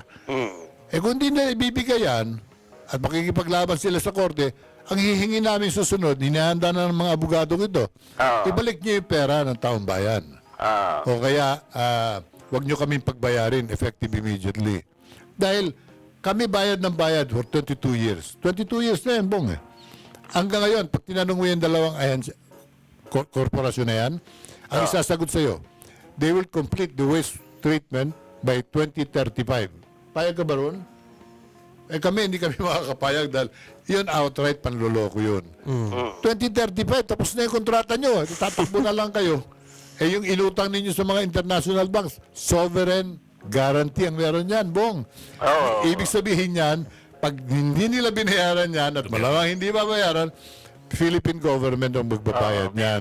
So, talo na naman tayo. Para na naman tayong ginisa sa sariling mantika. Kaya sana magtulungan tayo rito. This is all for you. This is not for anyone. Wala tayong agenda rito kundi talagang tuparin ang batas, ibigay ang para kay Juan de la Cruz at maging matino ang ating mga katubigan. Ang mga katubigan natin, wala na akong nakikitang may pag-asa kung hindi natin tutulungan. Laguna de Bay is polluted. Pasig River remains polluted. Manila Bay is heavily polluted. Even Sampaloc Lake in San Pablo is polluted. Even Taal Lake is polluted. Wala na tayong palilis ng Bong. Kaya pagtulong-tulungan natin na proteksyonan ng ating katubigan. Yan ang yaman ng Pilipinas. Okay, something to watch out for. Teka, Tito Bong, bago umalis. Tito Bong, andyan pa? Tito Bong, kayo ilan taon na? 72 ba? 73. 73. Kayo, Tito Bong, kayo ba for divorce bill or against divorce bill? Diyan ang ko lang sa it's a class legislation. Inano nga ako ni nun eh. Dahil kako, we are legislating for the rich and divorce. Ang 80 to 85% of the Filipinos are poor. Let's come up with a bill that hindi naman divorce na hindi na it will be good saka yung point ni Congressman Atienza na hindi maano yung family. It will is not a erode the default family. divorce. Ang In ibig another sabihin- nomenclature, Mm. pwede na saka it will be for the poor people that comprise 85% of the population. De kaya nga, Bong, I agree with you on that, no? Napakamahal kumuha ng legal separation. Napakamahal kumuha ng annulment of marriage. Oo, matindi. Kaya tama ka ron. And I am with you 100%. Kung ang batas na pag-uusapan ay to make it para makayanan ng mahihirap ang tumakbo sa korte, humingi ng legal separation decision, I agree with you. Gawin natin dapat accessible sa mga mahihirap yung rekurso ng paghiwalay ng dalawang taong hindi magkasundo. Ito yung legal separation. Nagkakasakitan bubugbugan. Ang mga bata, biktima rin dyan. Masisira din yung pamilya pagka yan ay nagtuloy. So, pabayaan na natin magkahiwalay. Tama yun. Pag legal separation po ba, may division of assets din dun sa... Lahat. So, 50-50 rin siya. I must tell you, in my own family, Bong, anim yung anak ko, maraming hindi rin magkasundo sa kanilang union. Kitang-kita ko yan in my own family. Meron talagang mga nagpakasal na hindi nagkasundo. Ano gagawin mo? Pipilit mo? Kaya gumawa sila ng legal separation, which I supported. That's the genuine solution. So I am admitting that it is really difficult to insist on pursuing marriage union na hindi talaga ginugusto ng mag-asawa. Kailangan humanap tayo ng paraan na lahat magkaroon din ng paraan upang pumunta sa korte, humanap ng desisyon at mailigtas din yung pamilya sa ganung klaseng paraan. Okay. Sir Bong, maraming salamat po. Thank you very much. Medyo Napakapa tayo doon. Matagal-tagal. Maraming salamat po. Magkawig naman, divorce at saka water, ano? Yes. Tama. May ilang komento. Water down Sige, divorce. sige. Sir, galing kay Arja Corantes, Congressman, so yung mga may hirap po, tiis-tiis na lang sa isang relasyon na hindi na nila gusto. Hindi, kasi sabi ko nga lang iayos natin yung batas, payag ako, na yung legal separation maging accessible. Yeah, easily accessible. Makakayanan ng sino man. Hindi kailangan ng salapi, hindi kailangan ng yaman. Pwedeng magkahiwalay ang dalawang taong hindi na magkasundo. Kasi financially challenging pa rin yung kahit yung legal separation Although yung annulment nga is more challenging financially, pero even yung legal separation kahit paano it takes great deal of finances So, yun. Si James Jacinto watching from Facebook. Hi mga tito. Si Jaime Tinao. Good evening mga titos and Congressman Atienza. Naalala ko dati ang gintong alay. I think in reference to your correct. you were saying about the for sports. Yan. Naging hari tayo ng Asia noon sa sports. Nandiyan sina Elmo Muros, DJ De Vega, Isidro Del Prado at marami pa. Sana i-revive nila ulit. Yun. Hindi natin. Yung gintong alay, school-based yun. School-based. Yung ang pinaglalaban natin, yung sports, isama ulit sa mga eskwela. Integrated Sa curriculum. Hindi ka pwedeng gumraduate kung hindi ka naging active, di ba? Leandro Natayata, panig ako sa iyo dyan, sir. Di tayo pwede dyan kasi di natin kultura yan. I think he's referring to divorce. MG Gregorio, wala kang divorce sa Pinas. Ang dami namang kabit. wala kang alam sa gayan, ha? Wala mo kabit. Sino? Sabi ni MG Gregorio, wala kang divorce sa Pinas. Ang Dami ng kabit. Okay. Diba? Walang bigami sa Pilipinas Isang beses lang kinakasal, yung iba mga kalukadidang na. Yeah. Ano pa? Ito to. Jeffrey Del Pilar Dalangin, may tanong po kay Congressman Atienza. Ano pong particular na marginalized society ang inyo pong nire-represent sa Buhay Partylist? Salamat po. Alam niyo yung batas, misunderstood ninyo Akala ninyo yung party list for marginalized economically lang. Hindi po ganun yun. Marginalized economically or politically. Wala po naman buhay political party. Kaya nung pumasok kami noong year 2000, we applied sa party list. Yes. Makapag-participate na kami even without a political party. Marginalized politically, yes. But I am all for amending the party list law, Jeffrey, na gawin nating may limit 3 beses ka lang pwedeng maging party list participant. After that, Yung partido o yung tao? yung partido. Okay, Ay, okay. bakit po ganun? Para pagbigyan naman natin yung mga ibang marginalized party. So, dapat kasi may nagawa ka na Kung to improve your party. After 3 terms, technically, dapat meron ka ng credibility. Yung party list mo, mananalo na in a regular election. Yun naman ang pakay ng objective ng Constitution. Bigyan ng opportunity lahat ng partido. So may term limit ang gusto nyo dun sa party? Party I will list propose system. that. Party list system. Party list system, 3 beses ka lang pwedeng mag-party list. After that, mamartido ka na. Buhay party. And people will be aware enough to vote for you or not vote for you, depending sa advocacy mo. In that manner, lahat mapagbibigyan. Partido ng mga kaliwete, partido ng mga kanan. But sir, when you say term limit for party lists, specific party list, not for specific sectors. Ibig sabihin, Hindi, yung kasi, party list, yung kasi party list. isang sektor, dami minsan yung party lists di ba? Yung party list, Party list mismo. hindi lamang yung congressman, hindi lang yung tao. Kung hindi yung partido mismo, yung party list mismo, dapat meron kang 3-term limit. Kung hindi ka pa rin kapanipaniwala after 3 After terms, 3 years, may diferensya na yun. Oo, sabihin, pagbigyan naman natin yung susunod. Maraming gusto sumali. Para hindi monopolize Yes. ng mga partido ngayon yung halalan na kinikwestiyon na nga ng mga tao. Ano yan? Hindi naman marginalized yan. Economically, hindi. Yeah. Politically, hindi rin. Bakit sila ang party list? Okay. Para magkaroon ng talagang acceptance, lagyan natin ng limit. Okay sa akin yan. Okay sa inyo yan. Okay, so kailangan tayo mag-break, Sige. Congressman Lito, no? Pero before tayo mag-break, hello sa mga listeners natin, lalo na si Ricky Villastique, na taga-Canada pa to, nanonood sa atin. Hello daw. Anong oras sa Canada Kong ngayon? Lito, no? Baliktad East Coast to natin, West Coast? baliktad natin. Okay, so maraming tanong pa para sa ating guest sa pagbabalik po ng Wag Po. Sasagutin po yan ang ating special guest na si Kong Lito Atienza. Wag po kaya alis, magbabalik po ang Wag Po.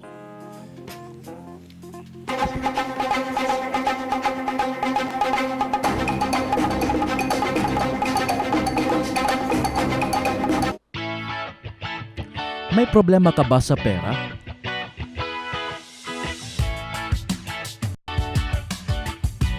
O sa love life? Bad trip ka ba sa trabaho? O sa iyong amo? May hinahanap ka bang kaalaman? Worry mga mommies dahil nandito kami. Inais to the rescue! Isang kutsarang sarap. Isang kutsarang kaalaman. po hindi ordinaryong pananakit. Baka yung liver O baka namang meron kang ipinaglalaban? Sugan ninyo ang aming prioridad. Ano man ang hamon ng buhay, walang suliraning mababaw Yung paghain ba ng impeachment complaint, yan ba ay krimen? o mabigat. Having a second family outside of marriage is in itself corruption. Para sa hari ng public service Mamakinig ka muna! At yung video ay nahagip na lang itong si Emily habang naliligo. at mga alagad ng karunungan, katarungan, karapatan at kaalaman. 1PH. Kami ang boses ng pinakakaisang Pilipinas.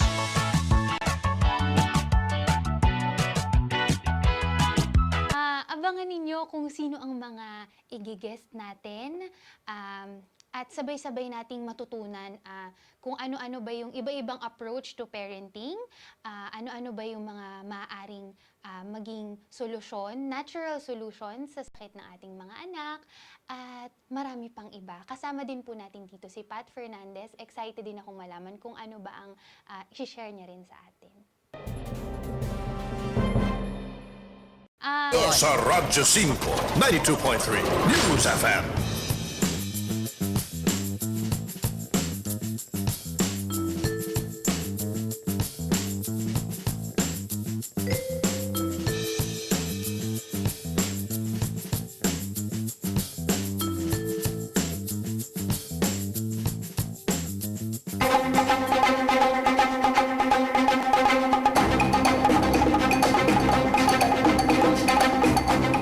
Welcome back mga kapatid at nagtutuloy-tuloy po ang inyong programang Wag Po. Kasama po si Bok, Ed, at ako po si Jovi Francisco. Wala po iba natin mga tito ngayon. Pero kasama natin si Tito Lito Atienza, kaya parang walang absent kasi kaya rin magsalita ni Tito Lito ng ng marami. No? Pero si Ian Isip, sabi niya, may point po si Congressman Lito. Ang dami-daming overstaying na party list on both sides of the political spectrum. Overstaying na wala namang tatak, no? Hindi, kumbaga dapat kasi meron ka ng certain point na nagawan mo na ng pedestal yung sarili mo diba? Miss na po si Ian Isip Sabi ni Ian, hindi na kailangan ng divorce. May kabaro naman kayo dyan na pwedeng takbuhan ng mga nag-aaway na mag-asawa. Okay, anyway. Si Rapi Tulfo. Si Rapi Tulfo. Yan. Si Aldia Corantes, active naman po ang karamihan ng bata sa sports po outside sa school. E-sports nga lang. Yung video games. Video games Wag na yun. Hindi, naalala nyo, yung kabataan natin, iba't pag sinabi kasing outdoors na activity, patintero? Outdoors talaga. Basta ako naalala ko, Jovi, sa eskwela, grade school pa lang ako, nagsusoftball na kami. Yan. Football, basketball. Softball, sobrang mga sir. Softball, how very American. Nung generation ko, ang lakas pa ng American influence. Yung mga playgrounds natin, merong football field lahat. Yes. Merong baseball diamond lahat. Oo. Baseball diamond. Lahat. Ito magandang training. Na dapat talaga, wala natin kalimutan ilagay sa, doon nga, gawin na nga daw Dex ang DepEd ulit. Yun ang gusto ni Kong Lito. Kong Lito, ito, posibleng makasama nyo kasi sa party list Si Cardema, hiningin kayo ni Abueva Tirso ng opinion nyo doon sa issue ni Cardema trying to get inside the system. Alam nyo, mahirap magkomentaryo ako dahil kaibigan ko si Cardema. Kaibigan ko. Pati yung kanyang misis.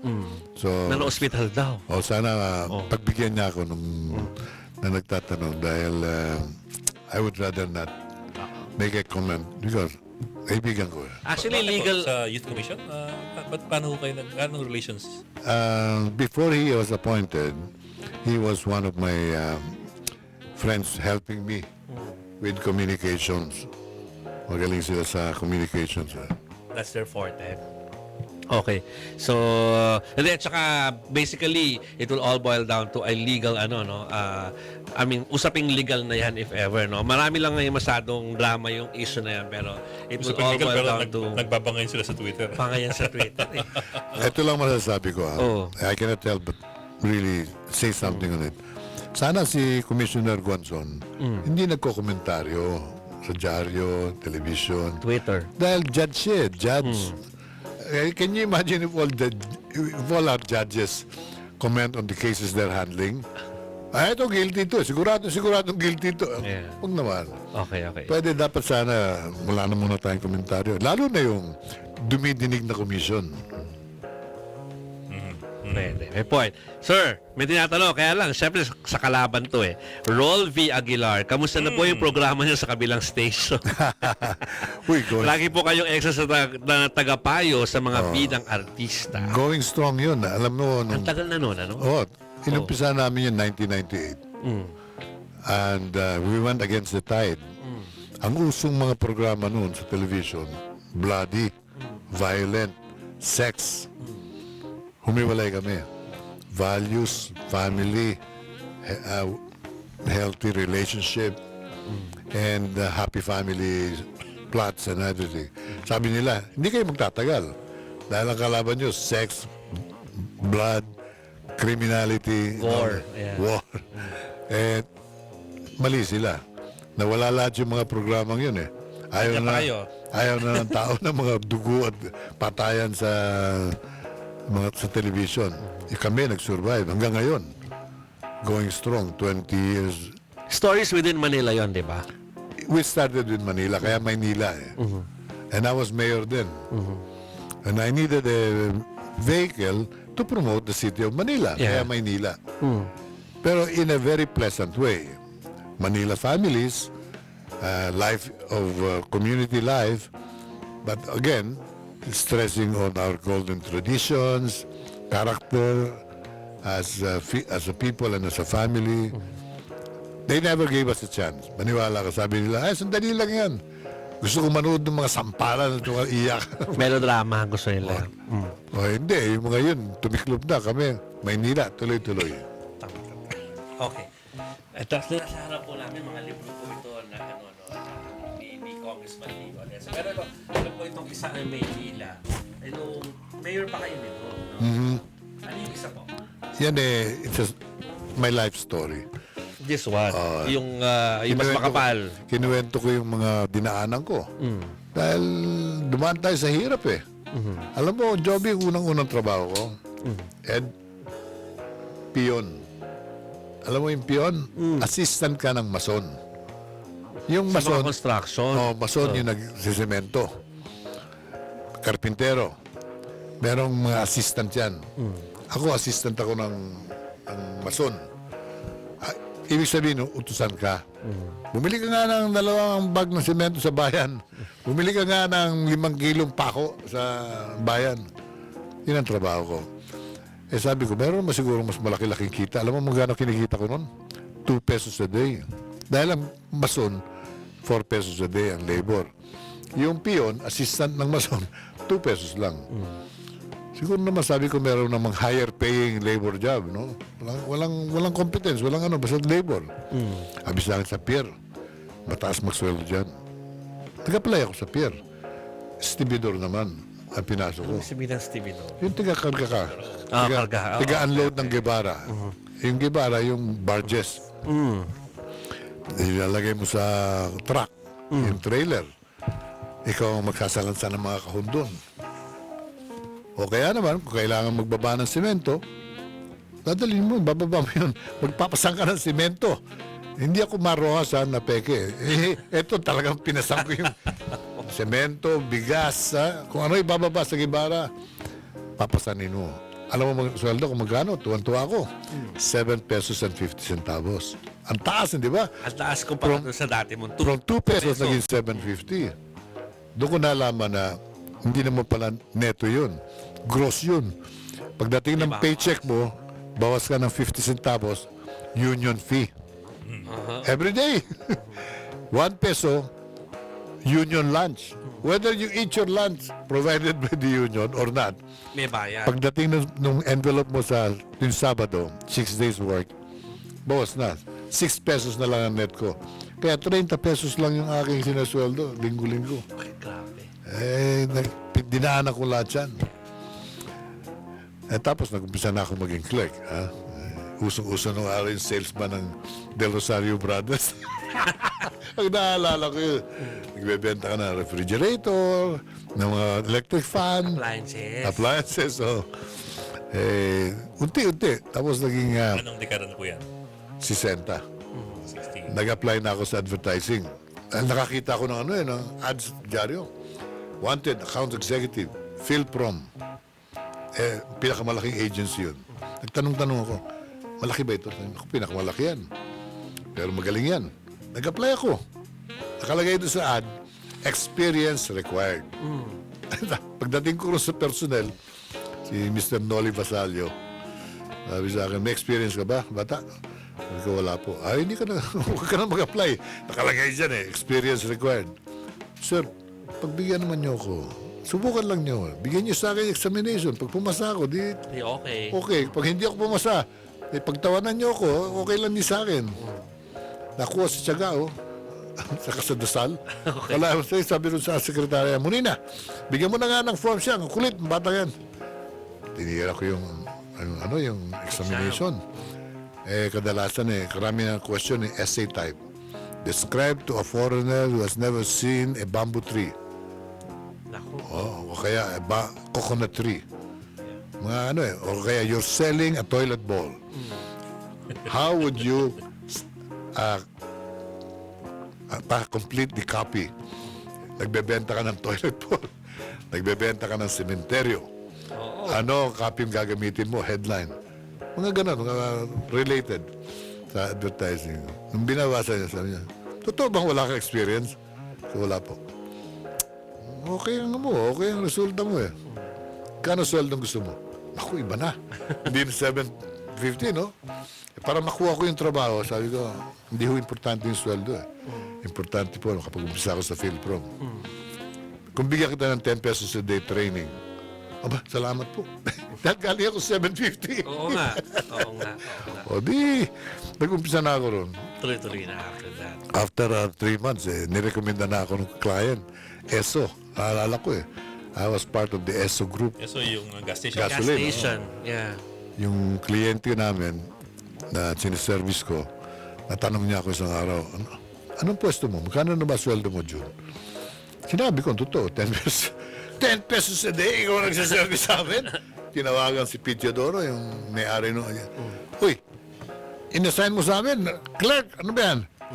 Pwede ba, bigyan mo ng aumento yan? Gawin mo at least mga 700 na sweldo niyan. Wow, sobrang laki. Sinabi sa harap ko eh. Sabi ko, malilintikan ako rito sa boss ko. Sigurado. Tulad na, pagbalik ko sa opisina, sabi sa akin, bakit nagsusumbong ka sa kliyente, ha? Bakit? Miserable ba sweldo mo rito? Justify. Sige. Ayan ang papel. Sulat mo. Magkano ipinapasok mong pera dito? Magkano sweldo mo? Sinulat ko. At talaga ang dami ko ng hawak na accounts eh. Binasa ng big boss eh. Sabi niya, well, talaga namang maliit ang sweldo mo, pare. Kailangan ng lakihan. Laki-lakihan, Kailangan komento. Tama-tama po yan. Mag-aasawa na ako eh. That started my life. So ginawa niyang 12 pesos. Hindi. Bigyan ako ng 500 pesos increase. Oo. From 10 pesos, naging 500. Pero sabi niya, huwag mo pagsasabihan, ha? I don't want to start a trend here. Puro riot. Oo. Huwag mo pagsasabi. Sa tuwa sa akin nung big boss namin, hindi naman niya nakontrol yung sarili niya dahil pagpasok ko kinabukasan, sabi nung gwardiya ron sa labas, Sir, congratulations, binigyan ka ng 500 pesos increase. Alam na. Bakit sino sabi yan? Di totoo yan. Dinideny ko, baka mabawi. Yeah. Eh, si big boss kagabi, pag-uwi, tuwan-tuwa sa'yo. Yeah. Binigyan ko ng aumento yung si Atienza. Gusto ko pag-iisip nun. That started me. So, doon pa lang start doon. Kung Lito, muna tayo sa ibang topic, ha? Puntahan natin si laman ng balita ngayon yung pagpanaw po ng isa sa mga naging kalihim po ng administrasyon, si Ginang Gina Lopez. I understand nagkaroon ng opportunity na nagkaroon kayo ng mga proyekto ba? Tama. I'm proud to say, ako nangumbida kay Gina to join me at the DNR. Oh. I needed a real champion of the environment to help me. I convinced her to join government. At in-appoint ko naman siyang chairman ng Pasig River Commission. And she was a big help. Ano yan talagang a real, tawag natin dyan warrior, environment warrior. She really would fight for the environment. And that started off our handling the Pasig River problem very effectively. Diyan namin sinimulan yung dredging, heavy dredging, yung paglilinis ng estero. Dahil yung estero dumadaloy sa Pasig River. Eh, pag hindi mo nilinis yung estero, dumi araw-araw umaagos dyan. Yung pag-aalis ng mga squatters sa tabi. Yung pagbuo ng mga materials reduction facilities sa loob-looban.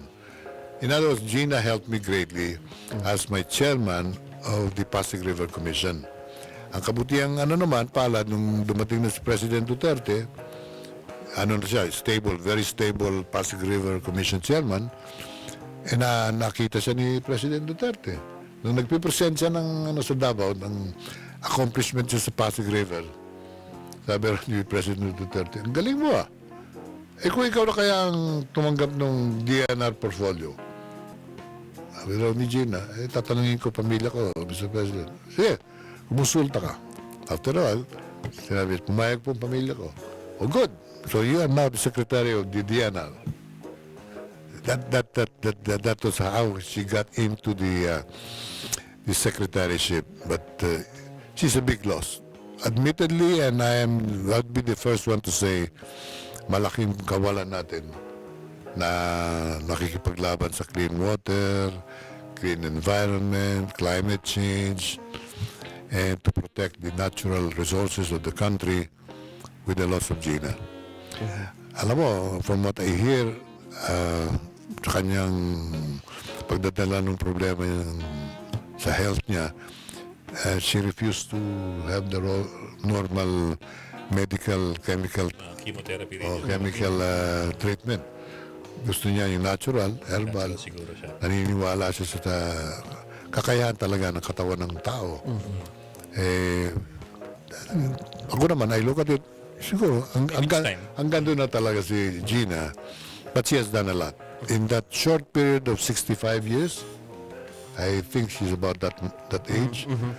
Malaki naging monumento niya sa puso, diwa ng lahat ng Pilipinong may pagmamahal sa kalikasan. Yeah.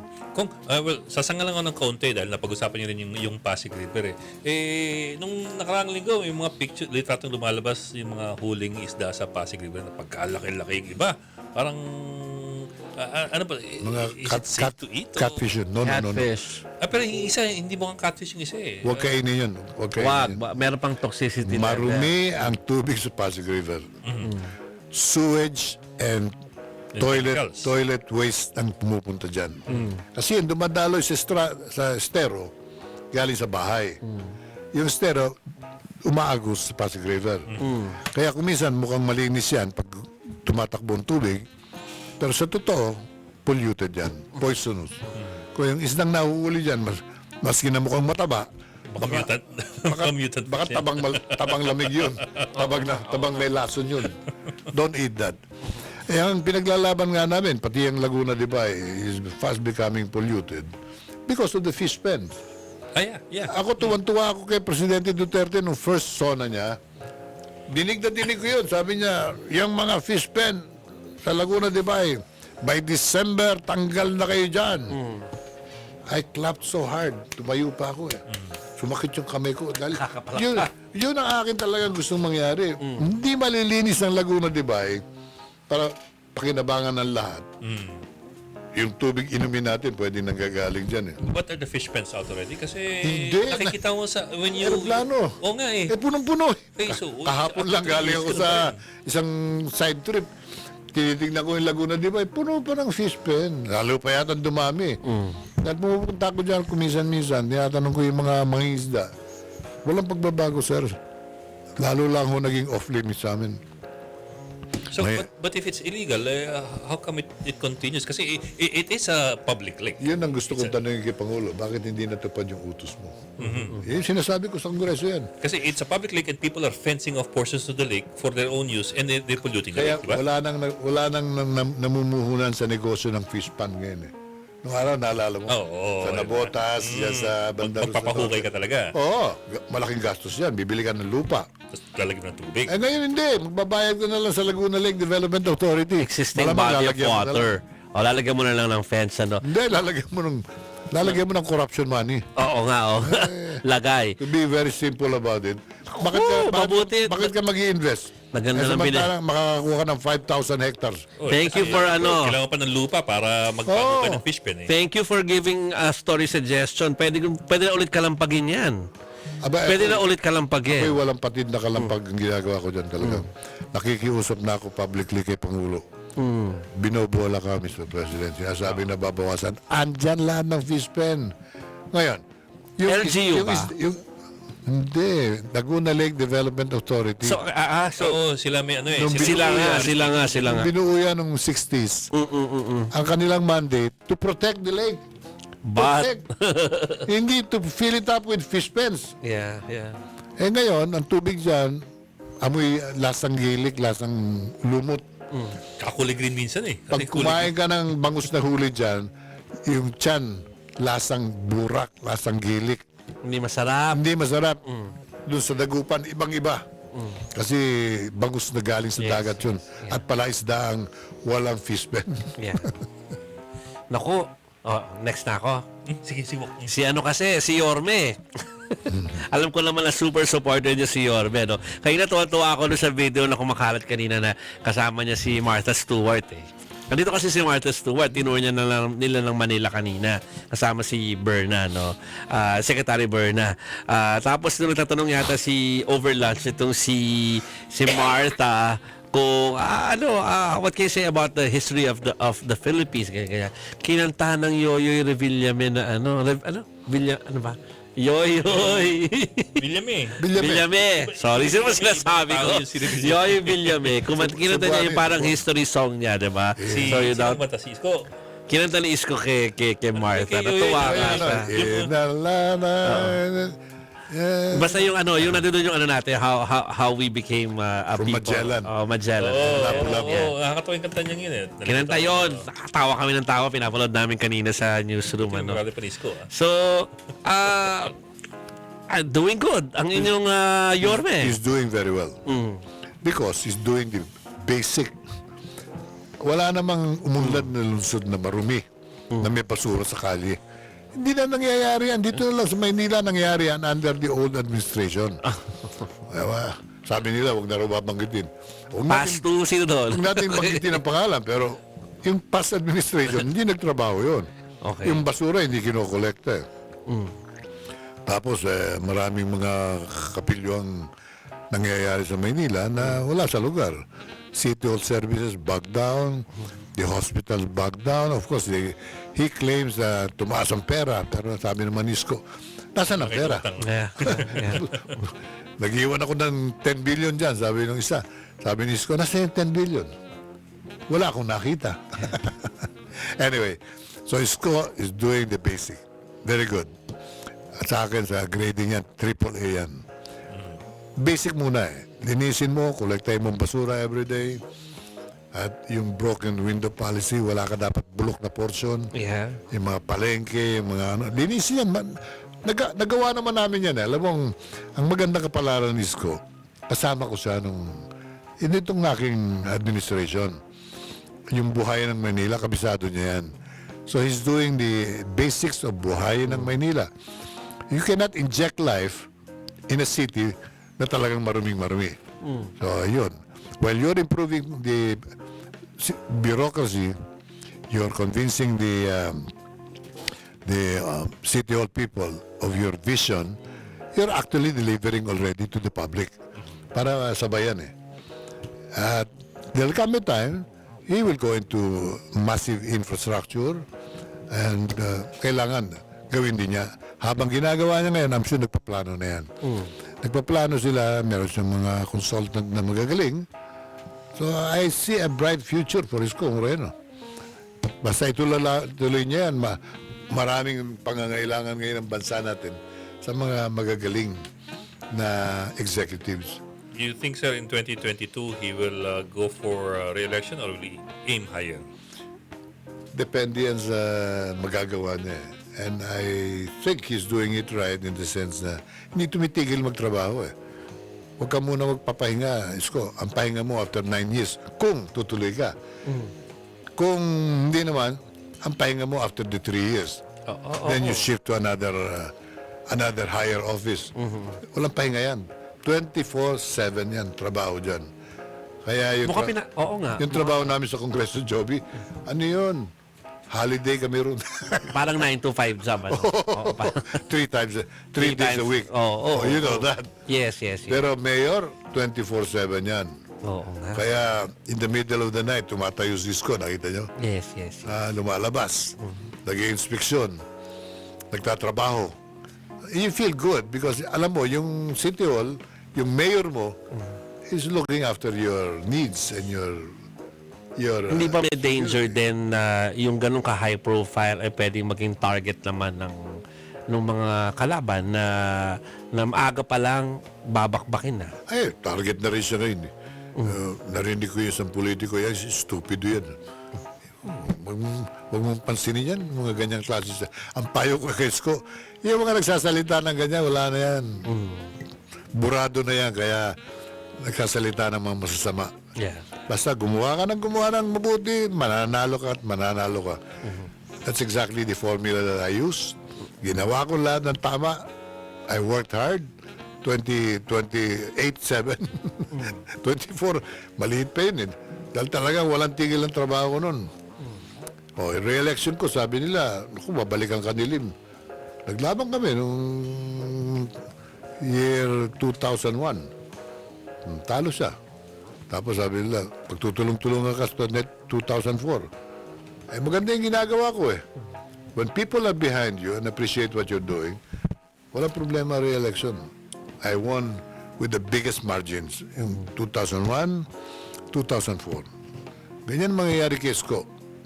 And ang hirap lang, after 9 years, tapos na yung, yung term limit mo. Yun ang nangyari sa akin. Pero kung palari siya, baka naman sa 2022, magkaroon siya ng opportunity, ay mapopromote siya. If he's doing what he has to do. And that is to do... Higher than the Senate? Bakit naman siya magsesenador? Mayor ng Maynila. If he were to ask your advice, what would you tell him for 2020? Oo nga, siyempre. Do your best. Advice niyo. Do your best now. Talagang bigay mo todo lahat ng magagawa mong pagbabago. Yung mga serbisyong hindi nagawa ng dalawang magkasunod. 12 years yung period na yun. Oo, nothing. Kaya hirap na hirap si Isko. Gawin mo yan. People are looking for champions for the nation in 2022. Napag-uusapan na yan eh. And I hear his name. National na yung level nung I hear his name one day. Lumapit sa akin, no? Isang kaibigan ko, one senior officer of a bank, big bank. Pwede ba natin gawing presidente si Isko? Sabi ko, if you're asking me, I like what he's doing. Ikaw, anong tingin mo? Sabi ko, ikaw nagtatanong, sabi niya, pwede. O di, sabi ko, tulungan mo. Ngayon pa lang, tulungan mo. Go to him, offer your advice, unsolicited it may be, dahil naniniwala kang may potential yung tao. Let me rephrase. If he were to ask you for advice for 2022 on what position to run for, what would you say? If he succeeds with flying colors these next 3 years, isa pa lang I'd go for the top post. Hindi vice diretso. Diretso na. Okay. Pagpipilian ng bayan, dalawang tao kung sakali. Isko Moreno and Manny Pacquiao. So wala yung babae sa Davao. Money for vice? Well, hindi. Or you mean for president? Tatakbo rin presidente yun. Money for presidency, Isko for vice? Hindi. Pareho na. Maglalaban nga kako yung dalawa. Yung dalawa? Parehong protege ko yan. I'm proud to say. Alam namin, sumasama talaga si... Ang laki ng influence ko dyan. Si Isko, I know, malaki ang influence ko sa kanya. Pareho magaling yan. Mahihirapan pumili ang tao. Mahihirapan ka, lagi ka sa gitna nila. Kung sino talaga ang gugustuhin ng Panginoon, siyang mananalo. Paano naman yung desisyon ng Panginoon? But I'm proud. My influence on Manny Pacquiao is also tremendous. Because magmula nung umpisa, magkasama na kami. Payat pa si Manny noon. Grabe. Blondie pa buhok. Blondie. Oo, mix of blonde and At dark. saka, ang weight niya 115 lang. At that time, 117. Kaya ka. Pero, ano rin yan, pukpuk sa hirap, sa pagpupunyagi, at yung kanyang ginawang pera galing sa pagod, hirap, buhay niya. Pareho sila ni Isko. Si Isko galing din sa baba, nagpunyagi, nagsisikap ngayon. Huwag naman sana maglaban. Ako dasal ko, huwag sana dumating doon. Pero nakikinikinita ko lang My keen political eye sees a potential match-up between the two. But they're both qualified, if you ask me. Okay. They might split the vote, Same constituency. Yan. Pero malayo pa yan. Malayo pa naman. Malayo pa yan. One could sidestep and baka mahiwalay. Yeah. Ang ating assumption, pareho silang magaling. Tuloy-tuloy ang kagalingan. Exciting for the nation. Pero ang mas may governance ngayon, I would think, would be may governance experience would be Isko. Isko. I mean, si Manny is with the legislature. Iba yun. It's a different ballgame altogether. Iba. Iba yung nagmamando ka ng mas maganda tao. Mas maganda yung training ni Isko ngayon. Iba yung one of 24 senators ka. Correct. I agree with that. Alam mo, magandang nagiging presidente, mayor Yeah. Look at Duterte, no? He's an example. Except for his foul language and extrajudicial killings and all this, magaling na presidente yan. Kita mo, maski na Because of the local training? Mayor of Davao for 20 years. Yung kanyang training as an executive is carrying him through in the presidency. Kung ang naging presidente kasi natin, congressman, senator, wala eh. Wala naman pinagdaan ng hirap sa trabaho yan. So, dapat talaga galing sa local government. Provincial governor, pwede na rin. It's time for us to thank our guests, ano? Dahil isipin mo, Tapos na tayo. nakadadalawang oras na tayo nagkukuntahan. Oo nga, no? Kong Lito. Habang sila tayo mauubusan pagka ito po ang ating guest eh. So, thank you very much. Anyway, I hope you invite me again because I enjoyed Sir, exchanging banter with hindi you. umandar yung apple juice ninyo. Yun. Okay. Bottoms up sa apple juice. Apple juice. Bottoms up. Teka, bottoms up ba? Oo. O sige, bottoms up na. Ikaw, nakukunulay ka. Okay. Napanunok ako. Anyway, si Jeremy, papasalamatan ko lang yung mga staff natin sa likod na kayo na pa nakikinig sa inyo. Nagpapasalamat po kami sa likod ng camera, si Direk Nanding Basarte, si Kuya Jun San Juan, ayan, San Juan na, hindi na po Santa Ana. Chester Pajardo, Jared Santos, Aaron Gripal, saka po si Ate Jenna, saka po kay Ana Naganyo Pagalinga. Oh, ano yan? Jer, kumusta yung asawa mo? Oh, okay naman po. Okay na. Kasi na-operahan, di ba? Congressman, itong si Jerwin, wala yung problema sa divorce bill dahil pwede siyang apat na asawa eh. Alam mo ng mga kapatid natin sa... Muslim siya eh. Balik Islam eh. Hindi, sabi ng Muslim mas magaling daw maging Kristiyano. Sabi nila. Bakit daw? Sabi niya po. Sila apat. Kristiyano, mas marami sa apat. yun. So, Naughty yan. Biro nila yun. Di ba, Jerry? okay. Kong Lito, thank you ha. Salamat sa mga Filipinatics, sa mga OFWs. Ang overworked Filipino workers ang OFWs. Ang Petroleum Jelly overtime Crew. Filipino workers. Okay, yung mga nandyan sa Ortigas, hello sa inyo, no? At sino pa nakalimutan natin? Yung mga usual natin, yung si Cabo ng Wedding is hello. there from Saudi Arabia, si Leandro Natayade usually from South Cotabato, di ba? Si Leandro? Yes. Tropa natin sa Taiwan, tropa natin sa Canada. May Canada nga tayo ngayon. Saka po si Senator Bato, saka po si Sedi. Again, Kong Lito, thank you very much. And hopefully, kapag mainitan na yung labanan pagdating sa budget, kausapin namin kayo. Anytime. At hopefully, pag kinonsulta na kinisko kung ano gawin niya sa 2020. Sabihin nyo sa amin agad. Okay. Sama natin siya rito. Mas maganda yun. Oo, tama. May utang pa si Edna Lunch doon eh. May utang si Edna Lunch kay Yorme. Kasi doon nag-guest Sa The Chief, si Yorme. Si Yorme, sinabi lang, pag hindi ko lang gawa ito, treat nyo ako Hindi sa ko lunch. nalinis ang Divisoria. Malinis, ha? Nakapit na Nalinis naman. lunch. Nilinis niya. Yeah. So, pag may time na si Yorme. Pag nakikita mo yung ginagawa ni Isko, then you really have to ask the question eh. Anong ginawa ng dalawang mayor na nagdaan? Yan na nga. Okay. So, mga kapatid, maraming salamat sa inyong pagtutok ngayon sa aming programang Wag Po. Hopefully, marami kayong nakitang history doon at saka, usapin ko sa Dex. Sino tumatang sa akin? Pagtulong-tulungan natin yun, ha? Para naman sa mga Para kabataan. ibalik. Mga kabataan. Inclusivity ng culture and sports dun sa programa. No? Okay, thank you very much. At tomorrow, kompleto yata ang barkadahan tomorrow. Sayang wala na si Kong Lito dito. Pero next time, co-host na natin siya dito. Thank you, sir. Thank you. Thank you, sir. Thank you sa panonood ng Wag Po.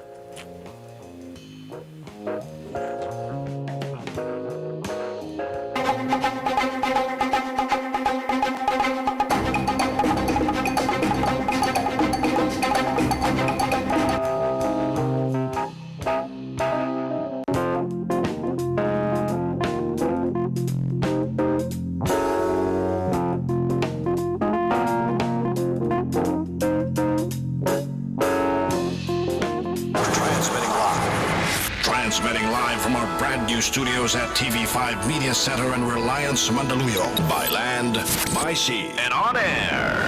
Mula sa pinakamaksong newsroom sa buong bansa. 25,000